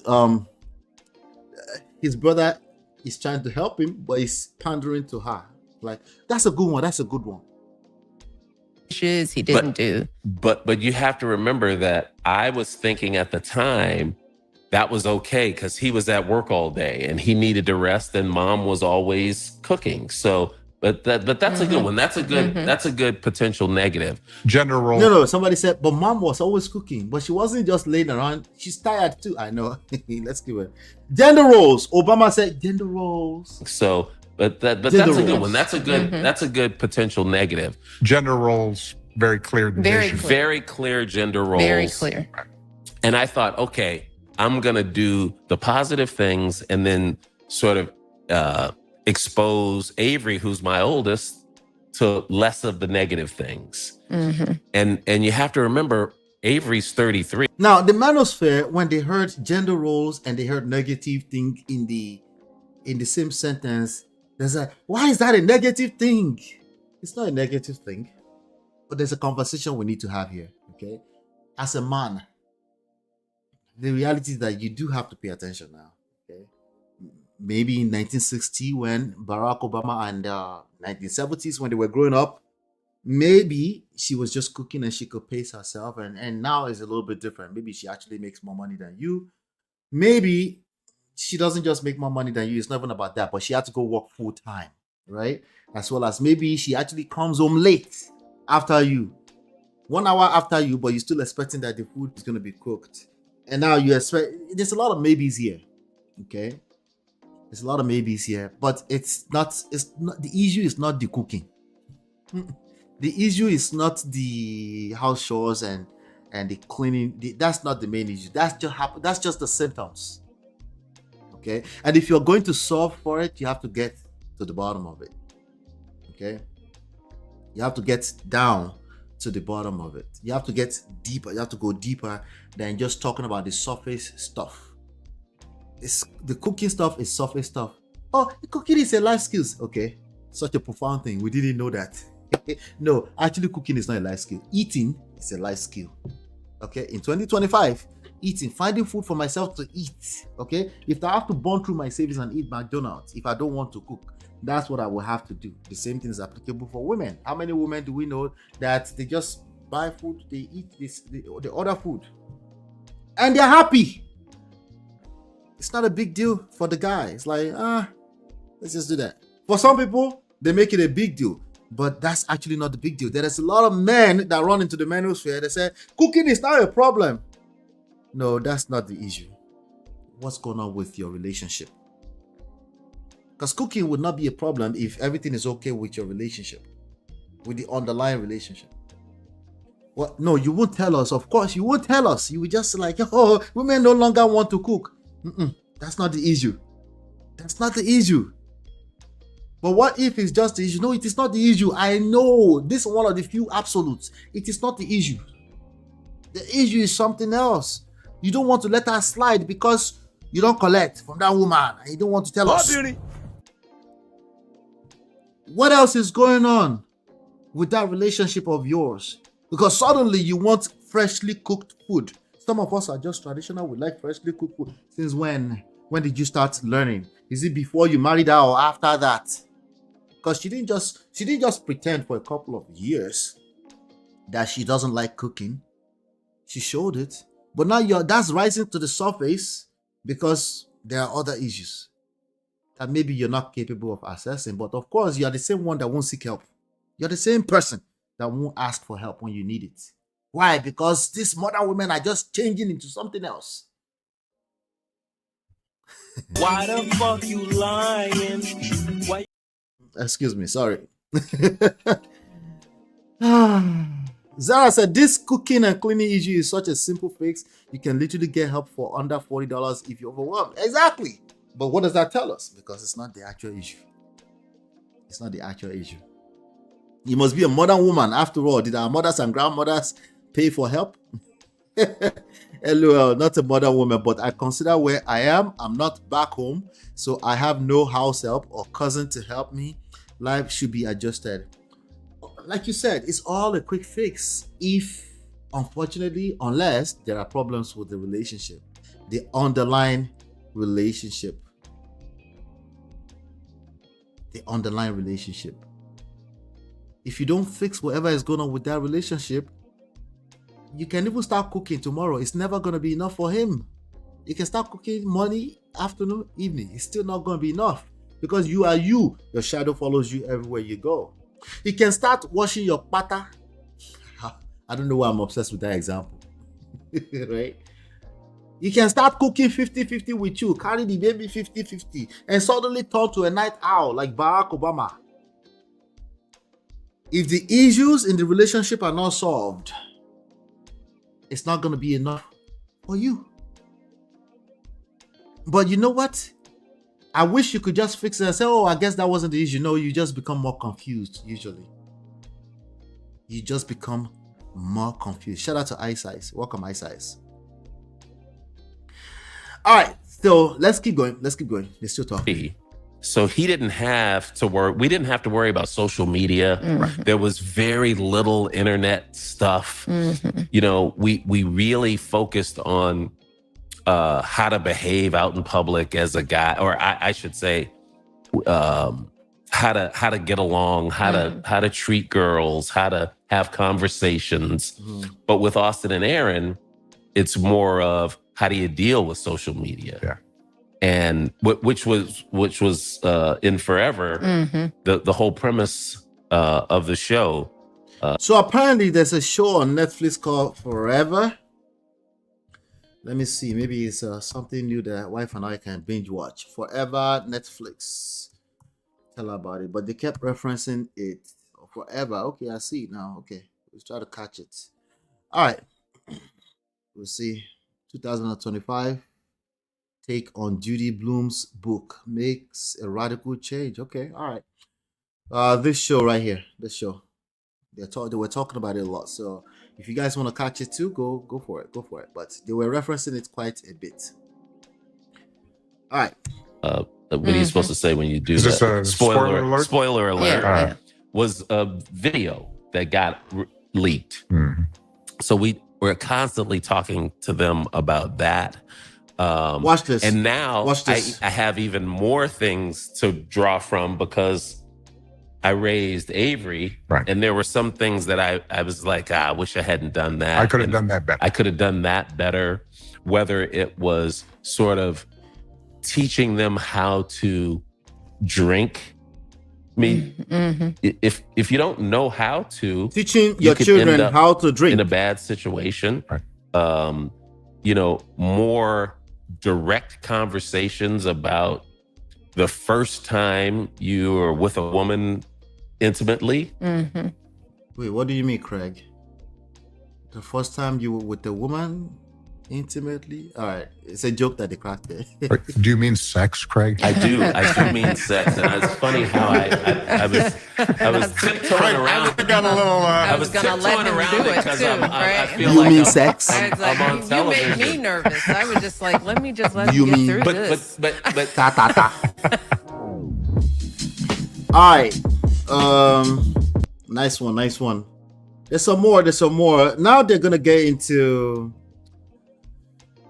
They're gonna go into chivalry and things like that. Chivalry versus feminism. You know, everybody's fighting for equality.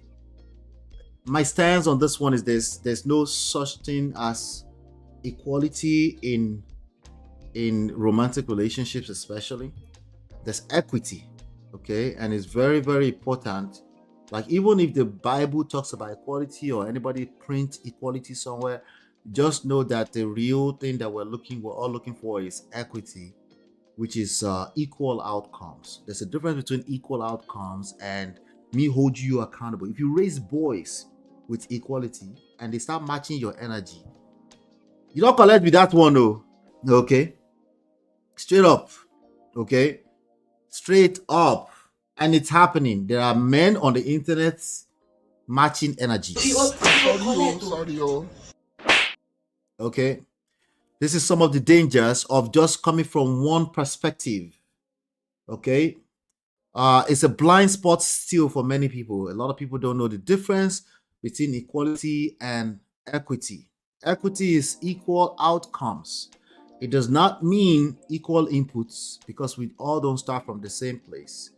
So if you do equal inputs, we both show up, both of us 100, 100, 100, bring 100. You bring 100, I bring 100. Are you stupid? Sorry, I didn't mean to. I have happy fingers. That's all. If you now you come back and you now start complaining that your boys are matching energies or they're talking back at you or something like that. That's the issues right there. But anyway, make a no come and explain. All right, let's play it. Let's play this. Which will help drive real impact. So my wife can do of our response to learn more.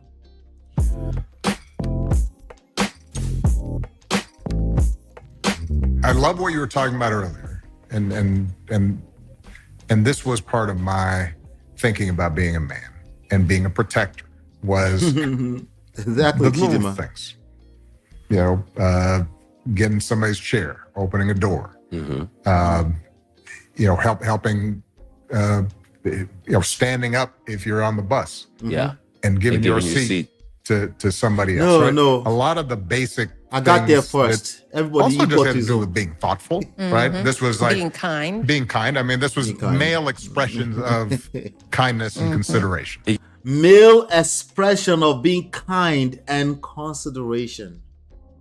Male expression of being kind and consideration. Being kind. I mean, this was male expressions of kindness and consideration. It used to be called common courtesy. Common courtesy. No, that's internalized misogynistic. Feminist. All the baby feminists, where are thou? That's internalized misogyny. It's internalized. It is the same thing. Don't be a pick me. It's internalized misogynist.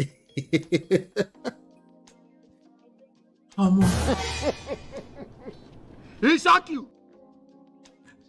Sometimes I can relate with the people in the manosphere because the baby feminists, they won't rest. They won't rest. They will even drag their fellow women on top of the matter. Problems everywhere. Can I ask, because as you guys are talking about these characteristics and traits, again, a lot of it is how to behave, the external part of... No, Michelle. It's male expression of being kind. It's not... it is not equal, Michelle. It is not how to... No, it is not. A lot of it is how to behave.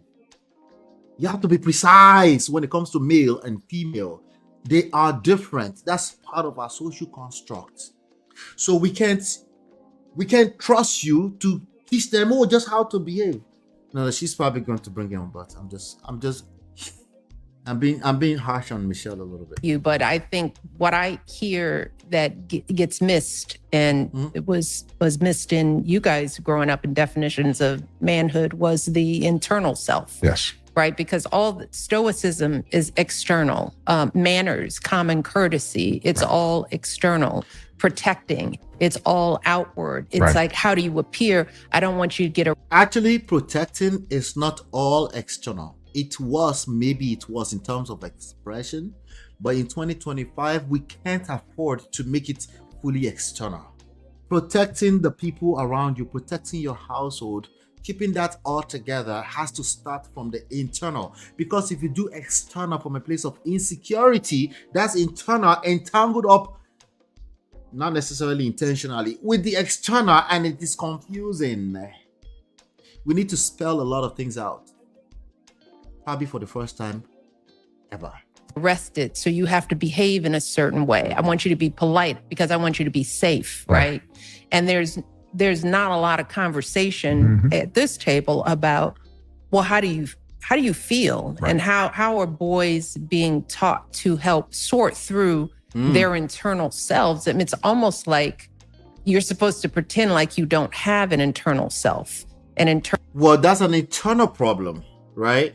She's making a good point, by the way. That's an internal problem. But it's still a masculine thing we can teach. The idea that you have to pretend is not a masculine thing. It's coming from a place of not sure of yourself. That's already weak. So So even though in 1960 it might have been okay because that's a different era, rightfully so, because it's a different era, right? Today, we now have to bring them up to speed. Somebody call it modified. Somebody got offended. Why should we modify our culture? Calm down, drink water, relax. Okay. The modification, it is not you don't have to be intentional about it. It's either you modify it intentionally or it will be modified. Choose which one. Which one would you rather do? Would you rather be intentional and be aware of what's going on? Because either way is inevitable. Change is constant. So there's only one way to not be a loser here.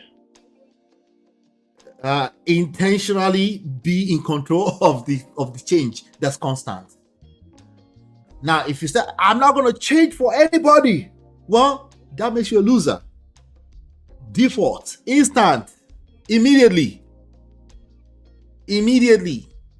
All right. Anyway, hit the like button, guys. Hit the like button. Thank you. Hit the like button real quick for me. If you haven't done that, hit the like button. Chidima says, Man of Prestige, maybe do show with the panel of men reacting to the points in this podcast, giving us your own real examples as men. Here's the thing. One person I know would be ready to go is Uncle Beno. Everybody else, I'm gonna have to chase them around. But it's important. Maybe I can create time for it. I can bring my brother, I can bring my father, I can bring Uncle Bendo. How many of that? That's 4 people already, right? If you guys have any other examples, anybody that you feel like is in our community already that can speak to this. I haven't seen Gracious Greatness in a while. He's probably watching behind the scenes. There's a lot of them that watch. If you want to signify, if you want to send me a message, you're open to this, gentlemen, because we need it. I'll put this here. All you have to do is contact me by text message. We'll make it happen. That's my phone number. That's the business line on the screen. Just send a text message to, we'll answer, we can put it together. Good idea, Chidima, good idea. All right. That would be awesome. Actually, I tried to put something together recently, but it's hard to chase people around, for this kind of stuff. But I just posted there for anybody who's interested. Please feel free to reach out.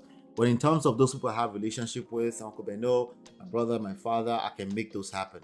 Did I say 1/4 person? That's 3 people already. That's 4, right? That's more than enough for a panel. That's a good idea. Thank you for that, Chidima. All right, so let's see here.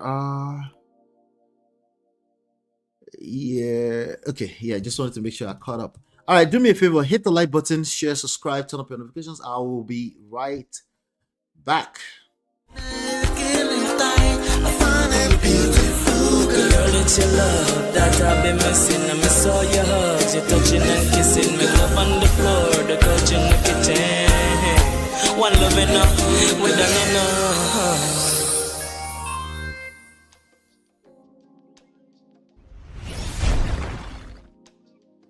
All right, welcome back. So I think in this segment, they're talking about how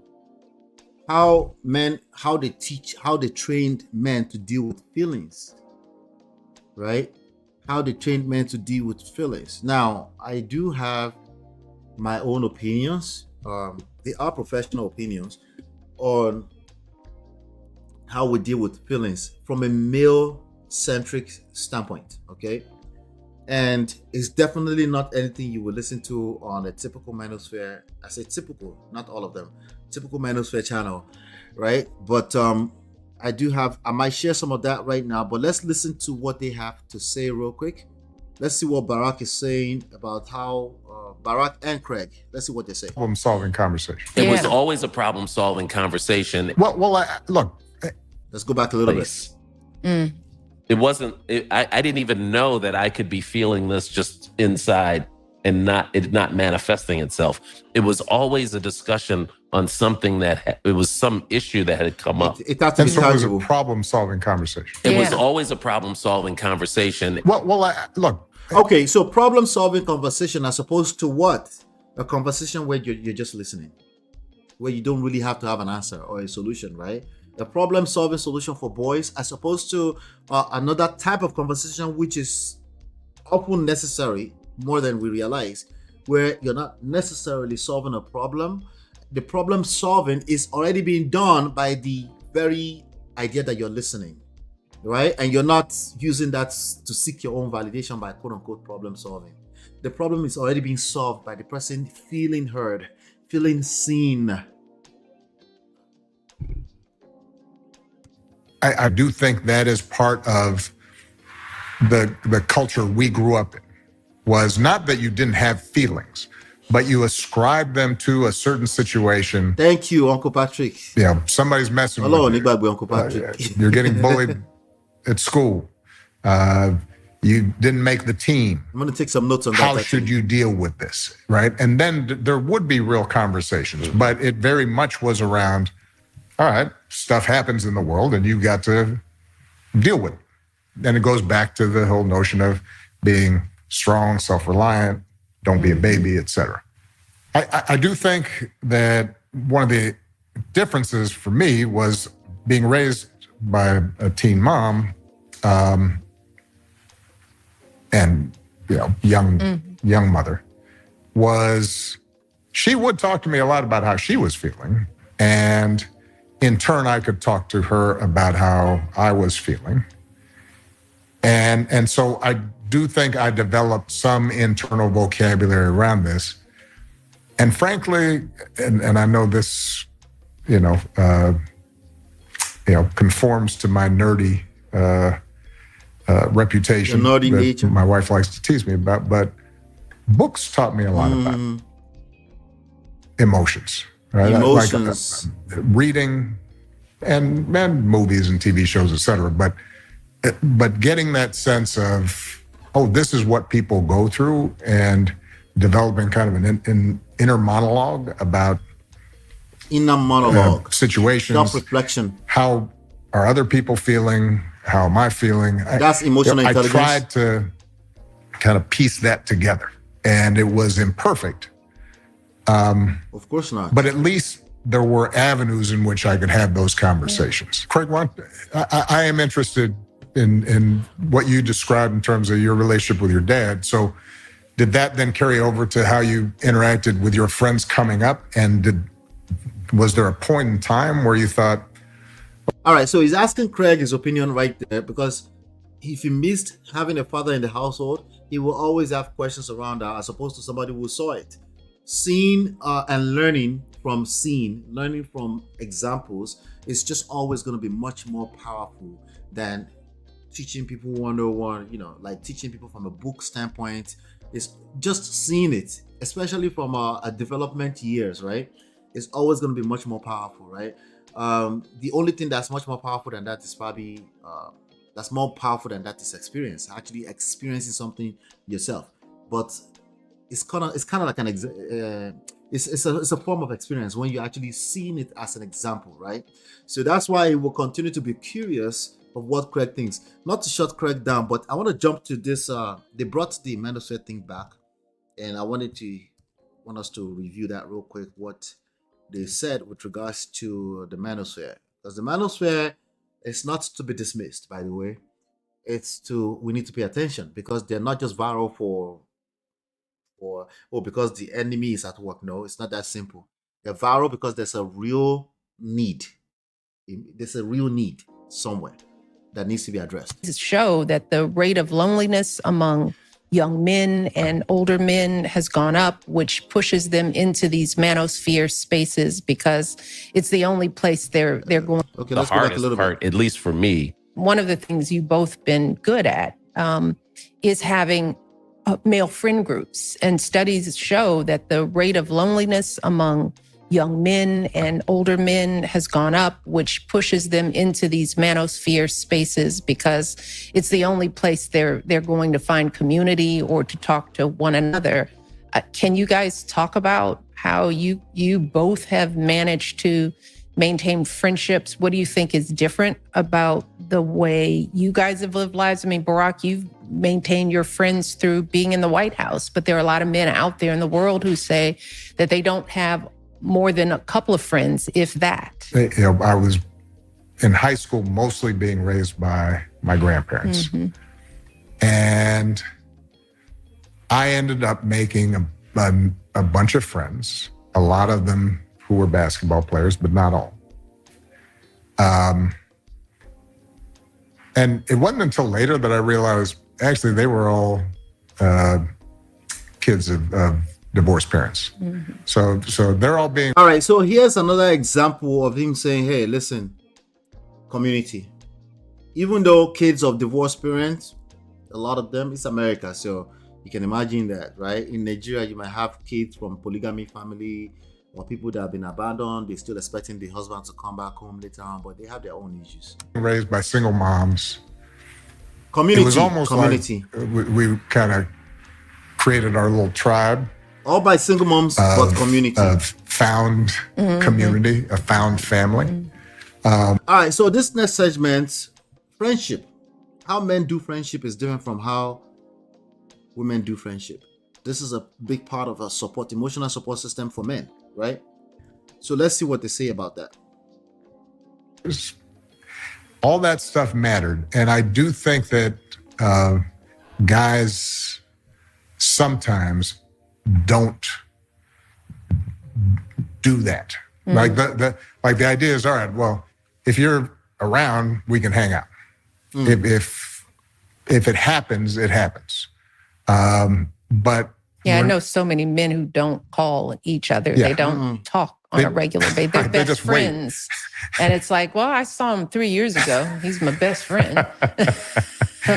Right. And so I think I have gotten better about this. And, you know, one of the things that... What I found out is that in recent times, some of my friends, we started reaching out and there's a lost decade somewhere there, okay? Somewhere about a decade or a little bit over ago, everybody kind of disappeared into their own world, raising children, raising a family. Some just respected the fact that you're married. Before that, 1 decade ago, we would, what's going on tonight? Where's the party at tonight? We're going out, we do that on Friday, we did it on Saturday, we did it Sunday. And then suddenly, and then before you know it, you close your eyes, you open your eyes. 10 years has gone past. This is a significant difference between male and female. All right, this is it's a real thing. So if a son is like, if a son has been taught that, oh, we're just all equal, especially in silent ways, right? These are different places where it can show up. You know, a lot of men are dealing with depressions. They're not willing to admit that it's depression. They say, hey, it's just life. Don't be a baby, you know? Some people can probably cope in that way. Some people actually need what I'm seeing right now, all the symptoms I'm seeing and all the noise on the internet, the gender war is telling me that actually men needs a safe space. And it's not the internet. That's the one side of things I want to tell you about. It's not the internet.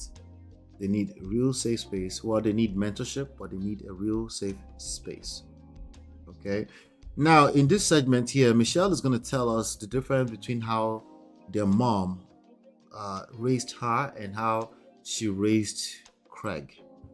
Let's listen to this. To Emma as a mother, because she's a mother trying to figure this out. And I do think there's a question, like the original question of, why do we love our sons and raise our daughters? And I think that's something worth sort of talking through among mothers, because sadly, many mothers are parenting alone, which is a huge problem. I think Scott Galloway, there are other researchers out there who say that one of the challenges that boys face is that there just aren't enough men in their lives. You know, the men have disappeared, whether through divorce or fatherhood. There small numbers of male teachers in high schools. Boys are growing up in an education system where they're mostly surrounded by women. Right. You know, Barack, you talked about. All right, so that's a good point she's making, but I think I missed the one before that. I want to talk. Let's see. I do want to talk to Emma as a mother, because she's a mother trying to figure this out. And I do think there's a question, like the original question of, why do we love our sons and raise our daughters? And I think why do we love our sons and raise our daughters? That's what women would typically say. I disagree. I think, but it's not an exact disagree. There's something that women are trying to say when they say that. And I think it speaks to the differences in how we raise boys and how we raise girls. Okay. So maybe it's more of a saying than it's an actual fact. And we need to listen to behind the scenes of why women will say that a lot. And that's what she's spelling out. Sort of talking through among mothers, because sadly, many mothers are parenting alone, which is a huge. Okay, so she's talking boys about the are growing parenting up alone. in an education system where they're mostly surrounded by women. Right. You know, Barack, you've talked about the fact that the entire education system It's mostly women. isn't even designed to recognize boys and Wow. what they need. So is it recognizing boys or not raising them, ladies? Okay. It's not an argument, it's just conversation. Is it that we don't recognize boys or we're not raising them? Is it that we just free the boys to go and play football? Abi, we're not giving them the attention needed to actually raise them properly? See, one angle is actually making you feel like the victim. In other words, you're being defensive. The other angle is actually going to make us pay attention and do the needful, which is give them the attention needed, the proper attention needed, the well-balanced, well-rounded attention they need so that they can become fine male human beings in our society. Let's keep going. So, you know, what do we say to Emma? You know, because again, we don't know whether she's parenting alone or whether she has a husband. But I do think that mothers struggle to figure out what do their sons need. And so they wind up operating out of their own fears and their own instincts, which is to love unconditionally. See, I said it, fear. I think mom was like this. Fear to love them unconditionally or to love them so that they can respect women, which is a plus. But is that all we need? She raised me to be tough because I think she knew what it was like to be a woman. In her mind, she knew what she was preparing me for. The insults, the limitations, the whatever you. This is what you ladies are trying to tell us when you say they didn't raise the boys. They prepared the girl child to be wives. This is what you're trying to tell us. You see, it's not just our culture, quote unquote our culture. It's a general thing across the board. But look what we have today right now. We see men trying to match energies. Why? Because whatever they thought they were doing, it's created the wrong outcome. The insults, the limitations, the whatever you can think of, the sexism, the biases. So she knew you have to have the double standards. She knew that you have to deal with sexism, bias, the double standards of society. Right? You have to be able to speak up for yourself. You have to speak up. With you, she wanted you to be nice so that you wouldn't get in trouble or you wouldn't get arrested. But was that who you were? So what do we say to the Emmas of the world? How do we sort of start thinking as a society about helping mothers raise sons because they're doing it alone and we're being told that doing it alone? That's a big deal. And we're being told what? Raise sons because they're doing it alone. And we're being told that we don't have what it takes to give boys all of what they need. Well, the key word is all. You're giving them what they need. You're giving them a lot of what they need. They I won't call it easy. It's still tough. You're getting them through college, through university, 400 level, 4.0 GPA, became an astronaut. It's a lot of single mothers doing a fantastic job in that sense. But is that all that boys need?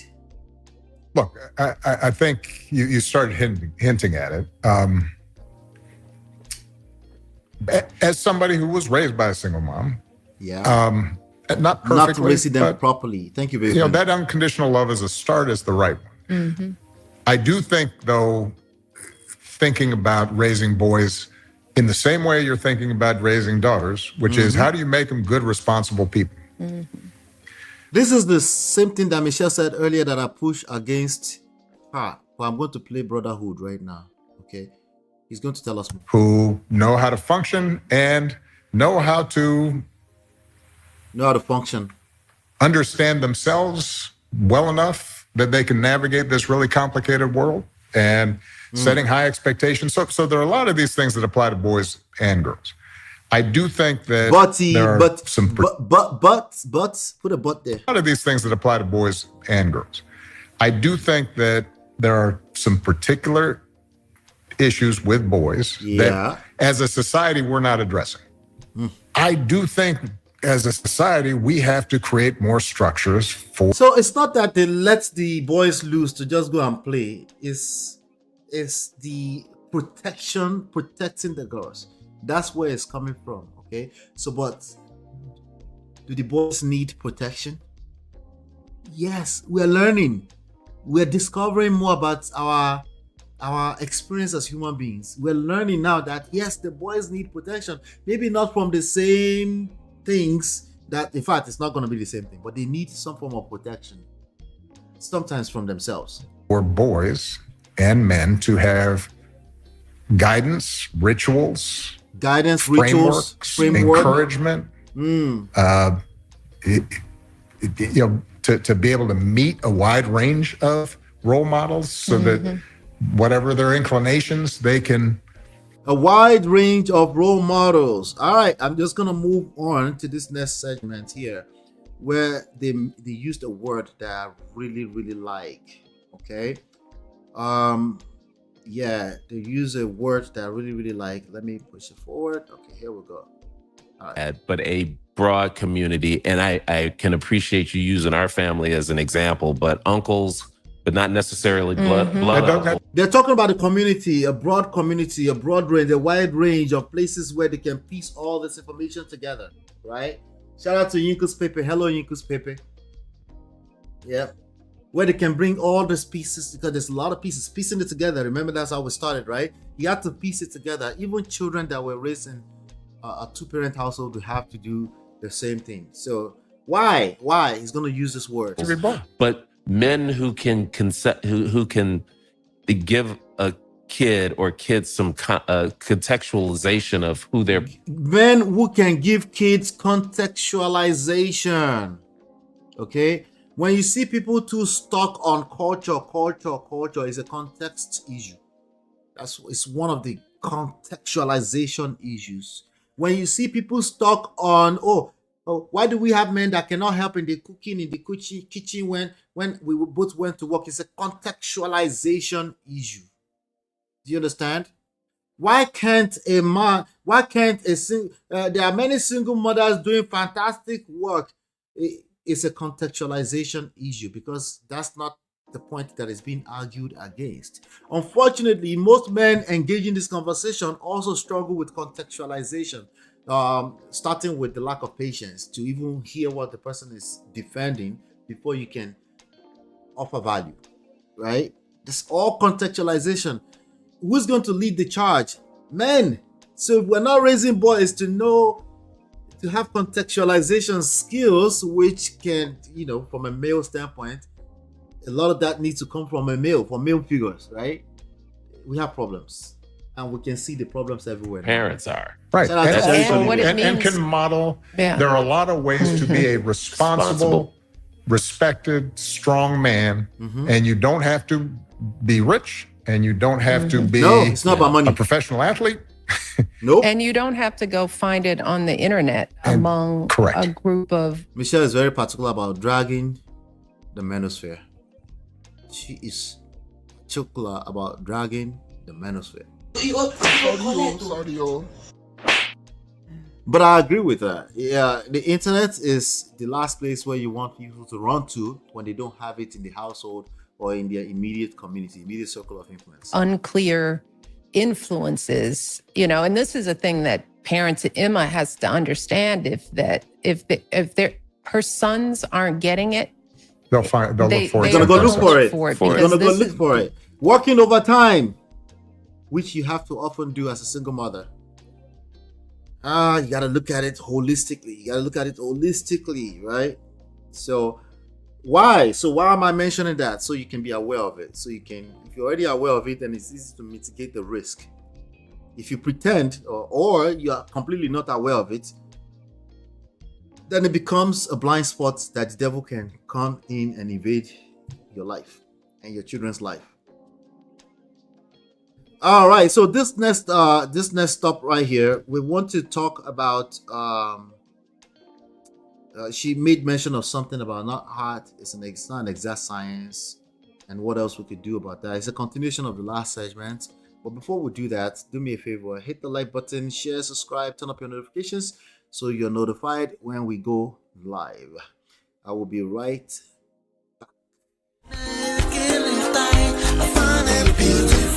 Girl, it's your love that I've been missing. I miss all your hugs, your touching and kissing. Make love on the floor, the couch in the kitchen. One love enough, we're done enough.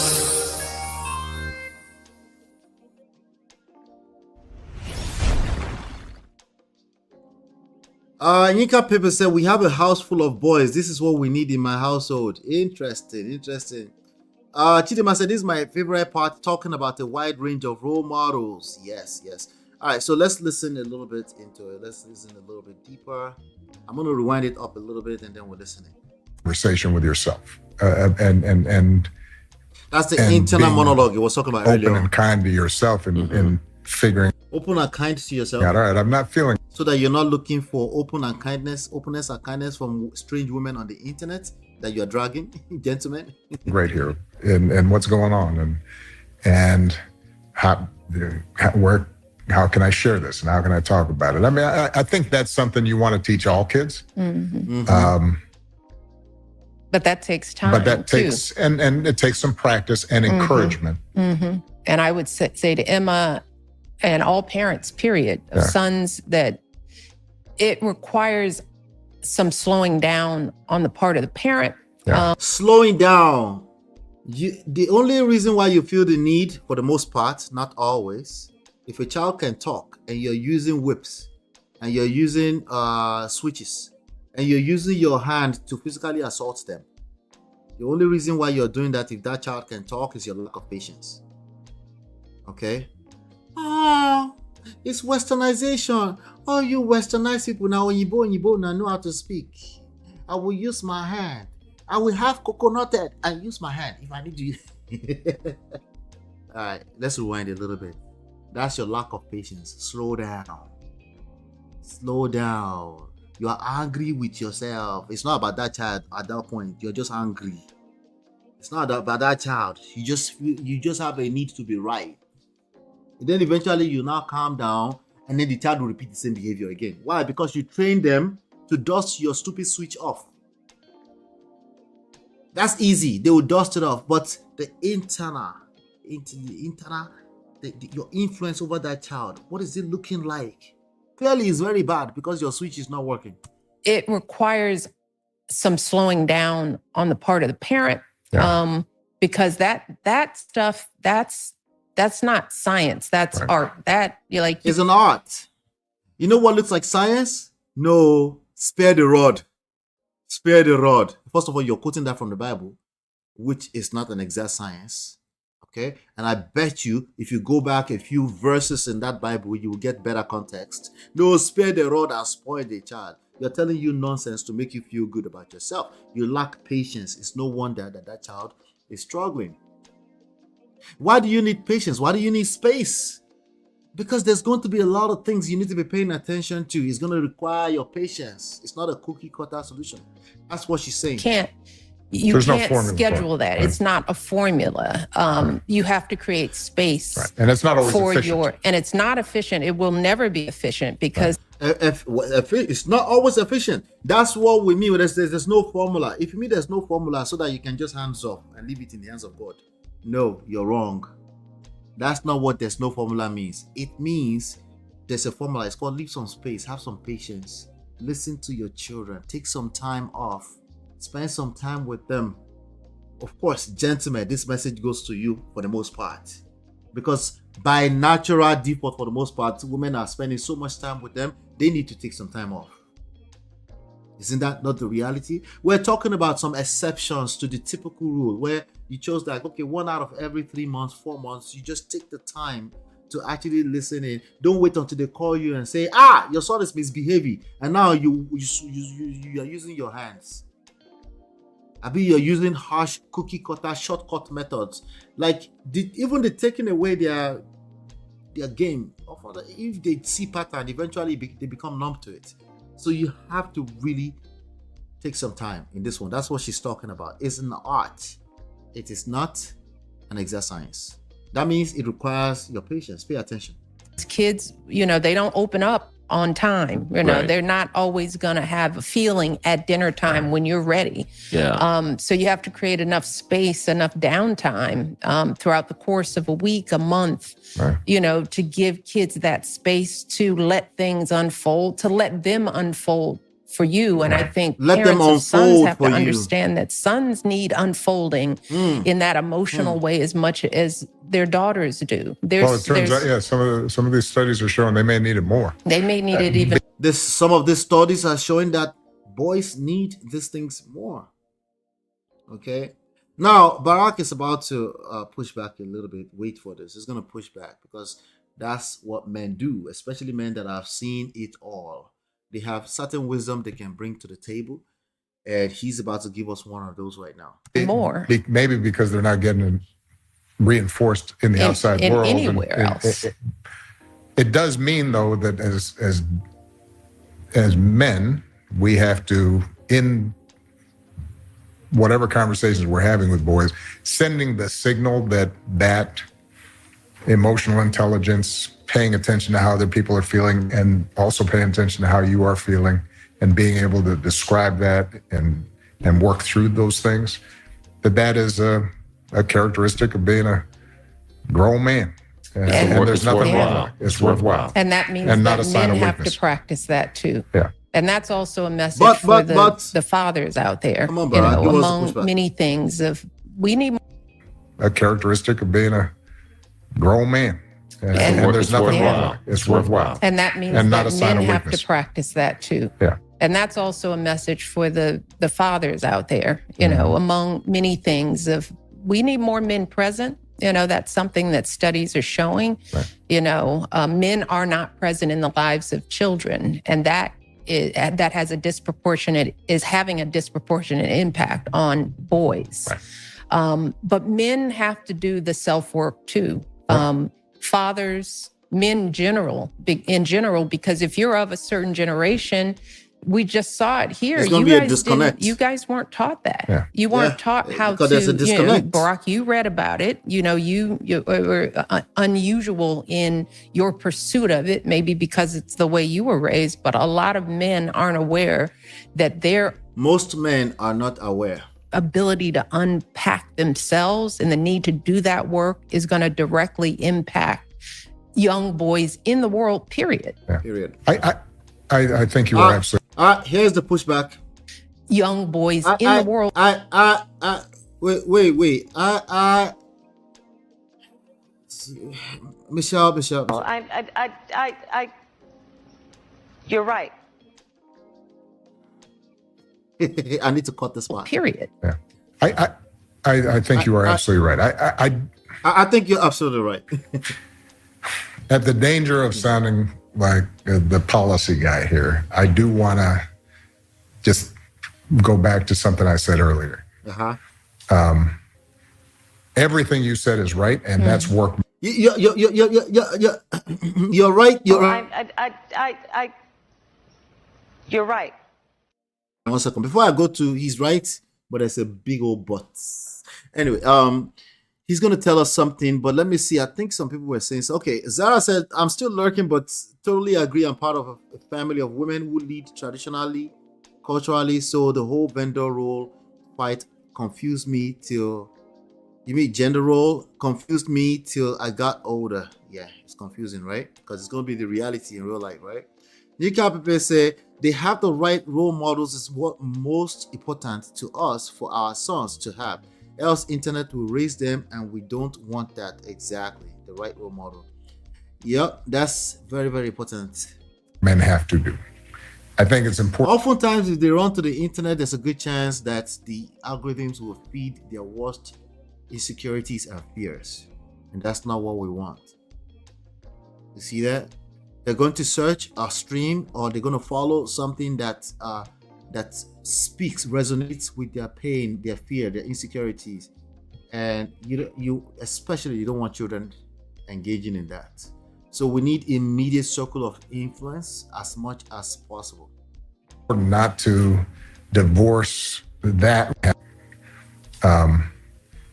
everything you said is right, and that's work men have to do. I think it's important not to divorce that work from some other stuff like men having jobs. I totally agree. Totally agree. It was not an either or at all. Exactly. But because part of what happened when we say there aren't a lot of men around, Yes. part of what happened, and it happened in the Black community first, And now but it's then trickling now out. you're seeing it happening across the board. Jobs. Was a lot of Going to work. male identity and status was tied up with being a provider, having a job, doing a good job, coming That's real. home. And when folks started losing jobs because of deindustrialization and offshoring, Globalization. and obviously this isn't a political show, so we're not going to go down all the reasons that it happened, but it happened. And so then you had a bunch of men They feel suddenly feeling lost. lost Yeah. because their identity had been so wrapped up in One thing. that one thing, which was being a provider. What else, And Barack? What else? so What else? part of what we have to do is, as men take responsibility for figuring out how to talk about and share We have to figure it out. feelings and cultivate relationships and friendships. But as a society, we also have to make sure that men don't feel redundant and don't feel as if there's not a place for them. Yeah.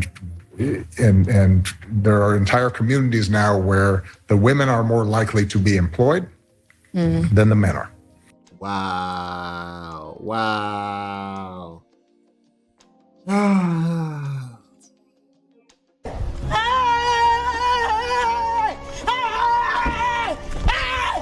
Why are you running? Why are you running? Ladies. Okay, all right. It's not women's fault. It's not women's fault. But that's some of the stuff we're dealing with. Women feeling lost, identity issues, and stuff like that. I think, look at the comment that Zara just made here just now. The whole gender role fight confused me till I got older. Is that what you mean, gender? I don't want to assume that's what you were saying, though. And this is why modern men are in shock. Being just a provider is not enough. Yeah, it's not. If you're thinking provider in terms of money, in terms of tangible, materialistic thing, then it makes sense that you will feel lost. Yeah, it makes sense. He said that their whole identity was tied up in providing and protecting. Again, awareness is half the battle won. Anyway, this is a good. You guys think it's a good show? I mean, you guys can go and watch the full thing and let it flow on your own. Let it flow as you like it. But last but not least segment that we're going to cover here, very, very important for everybody, especially you single mothers. This is very, very important. Single mothers and baby feminists. Baby feminists won't listen anyway. Those ones have coconut head. They won't listen.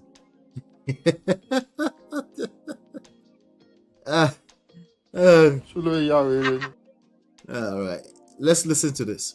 Yeah, we don't yet know what things are going to be like for Austin and Aaron because they're still on the come up. But I do think this idea of men, there are many different ways of being a good, strong, successful, happy man. Yes. I think that's something that the manosphere will interpret this as he's preaching the alphabet community to us. I don't see that way. It could be all inclusive of that, but he's right that men are not a monolith, right? So you can't say, hey, that's what they make a man. No, it cannot be one thing. Okay, it cannot come off as a one thing either, and we need to do that because our world is actually a well-rounded world, and if you make people start thinking in one straight line, you will create a bunch of lame people. That's the issue. So I agree with you. Young people are more open to and recognize. And And so that's promising. And we see it, when we talk to Millie and Sasha and their friends. I think that what we need to do in order to take advantage of that is to, as a society, as communities, recognize that this kind of transition from the old models that you and I, Craig, grew up on. The old models. Just like you said, you took a lot of good stuff from your dad. Facts. But then there were some modifications that just had to be made, either because of blind spots, limits, lack of resource, what have you. Again, it's either you make the modification or the modification will modify you, or you will basically be lost. You don't live in a cave, so you're just going to be confused, or you might end up on the internet arguing with your destiny. Modification is another word we can use for it is change. It's constant. Does that mean you don't stand for anything? If you have to ask that question, no wonder. That's why you feel lost. It's just a constant. It's inevitable. Okay. Go to the dictionary and search for inevitable, because I'm done with this show today right now. I'm on the last segment. The times. Where we joke that talking to Millie and Sasha, sometimes they go out with their friends. And, they're in a group and the guy's got crocodile arms, It's like not picking up the check. Not picking up the check. I'm hearing that for the first time. What's a crocodile arms? He's not picking up the check. Interesting. I've never heard of that saying before. Change is inevitable, guys. Change is inevitable. I don't know how else to spell that out. You get it? If you don't get it, forget about it. And it's like, okay, you don't have to pick it up all the time. But if you're never picking it up, right? That's a problem. About you, if you're never opening a door or pulling out a chair, because that's just... No, they are matching energy now. We can blame that on the baby feminists. They're looking for people to match energies with them. Common courtzy. That's just being kind, right? Kindness. So for those of you who do not have sons, so Emma, we are rooting for you because those of us with daughters, we need good men. We've got to have... You got to have a man. Good guys out there, not necessarily to get married, but to make sure that what we're learning, I think, is that when we don't think about boys and just assume they're going to be okay because they've been running the world and they've got all the advantages relative to the girls, and all of which has historically been true in all kinds of ways. But precisely because of that, if you're not thinking about what's happening to boys and how are they being raised, then that can actually hurt women. And I would argue that some of the broad political trends we've seen, not just in this country, but around the world, have to do with this sense of, boys, men not feeling as if they are seen. Feeling as if they count. And that then makes them more interested in appeals by folks who say, you know what, the reason you don't feel respected is because women have been doing this, or this group has been doing this, or that group's been doing this. And that is not that's not a healthy place to be. And I will say, as quote unquote progressives, Democrats, progressive parents, enlightened ones, we've made... All right, let's not get too political. That was the last bit of it right there. You can go watch the show on your own. Let me just say this. Abby said baby feminists. Yes, so baby feminists. We have them in this internet streets. They will drag you to, even if you laughing at my joke right now, they will call you internalized misogynistic. Anyway, let's leave baby feminists alone. The young shall grow. It's okay. We need to find the proper balance in life. Zara said this was a good show. I'm not sure if it's a podcast, but I'm definitely looking it up. We need to go deeper as Africans into such topics. I'm tired of this surface war line online with no solution. Absolutely. Once I end the show, I will literally click a link here for you guys. I'm gonna say courtesy. right? So that you can know that's what it is. You can click over to go watch it right as soon as I end this show right now. You will see it in the chat. Okay. I see Nika. People say our goal is to race well. Okay, I think I covered that already. Absolutely, absolutely. Good stuff. It's a good show. I think it's a good show. I hope you picked out some lessons from this show. Okay. We need balance. We need balance. We need to stay active listening. You need to be patient. All relationships are very similar. They have a lot more in common that they're different. Yes, romantic relationships are different from a relationship with your child, but the core of it is learning how to ensure that you're bringing value into that relationship. That's the core of everything. That's the crux of everything we're saying. Making sure, don't assume you're bringing value because you're using some kind of value system from 1960 because that's how you were raised, and suddenly you have amnesia when it comes to personal relationships, but then you obey these rules when it comes to your professional life. But when it comes to your personal relationships, you're basically just a disrespectful person because you have unrealistic expectations and you expect people to behave a certain way even though you don't have a paycheck for them on Friday, and then you still want to benefit from the emotional benefits, emotional fulfillment that you get from it. And then you're wondering what is going on. And then instead of you to ask more questions, you just conclude that some people are just bad. Well, it's not a matter of bad or good. Okay, all of us are collective. Because we have to deal. Earlier on today, I was watching a show and somebody asked a question. I was like, oh, Jesus, my brain cells. God help me. Let me see if I can remember the question. He said, I forgot. It's just that stupid. Yeah, there are stupid questions. I'm sorry. Okay. But that's all I have for you on this one. I think it was good stuff. Oftentimes we'll see this kind of couple and the first place our mind will go to is like, they're too good to be true. And we don't believe it. That's a testament to how bad we're having it in this street of relationships. A lot of people don't even believe anymore that there could be they blame it on marriage, but it's not marriage. They're trying to tell us that they are suffering in their personal relationships. Some people struggle with their personal relationship with their mother, with their father, with their siblings. They can't even see eye to eye. They have that one sibling that they haven't spoken to in about 6 months, and as far as they're concerned, it's all of that person's fault. And that's their solution, short-term solution. And if you're not careful, if care is not taken, they will keep pushing the issues under the rug. It's easy because they don't live with them. Everybody's just minding their business, right? And sometimes you do have to leave some space. Some siblings are just toxic.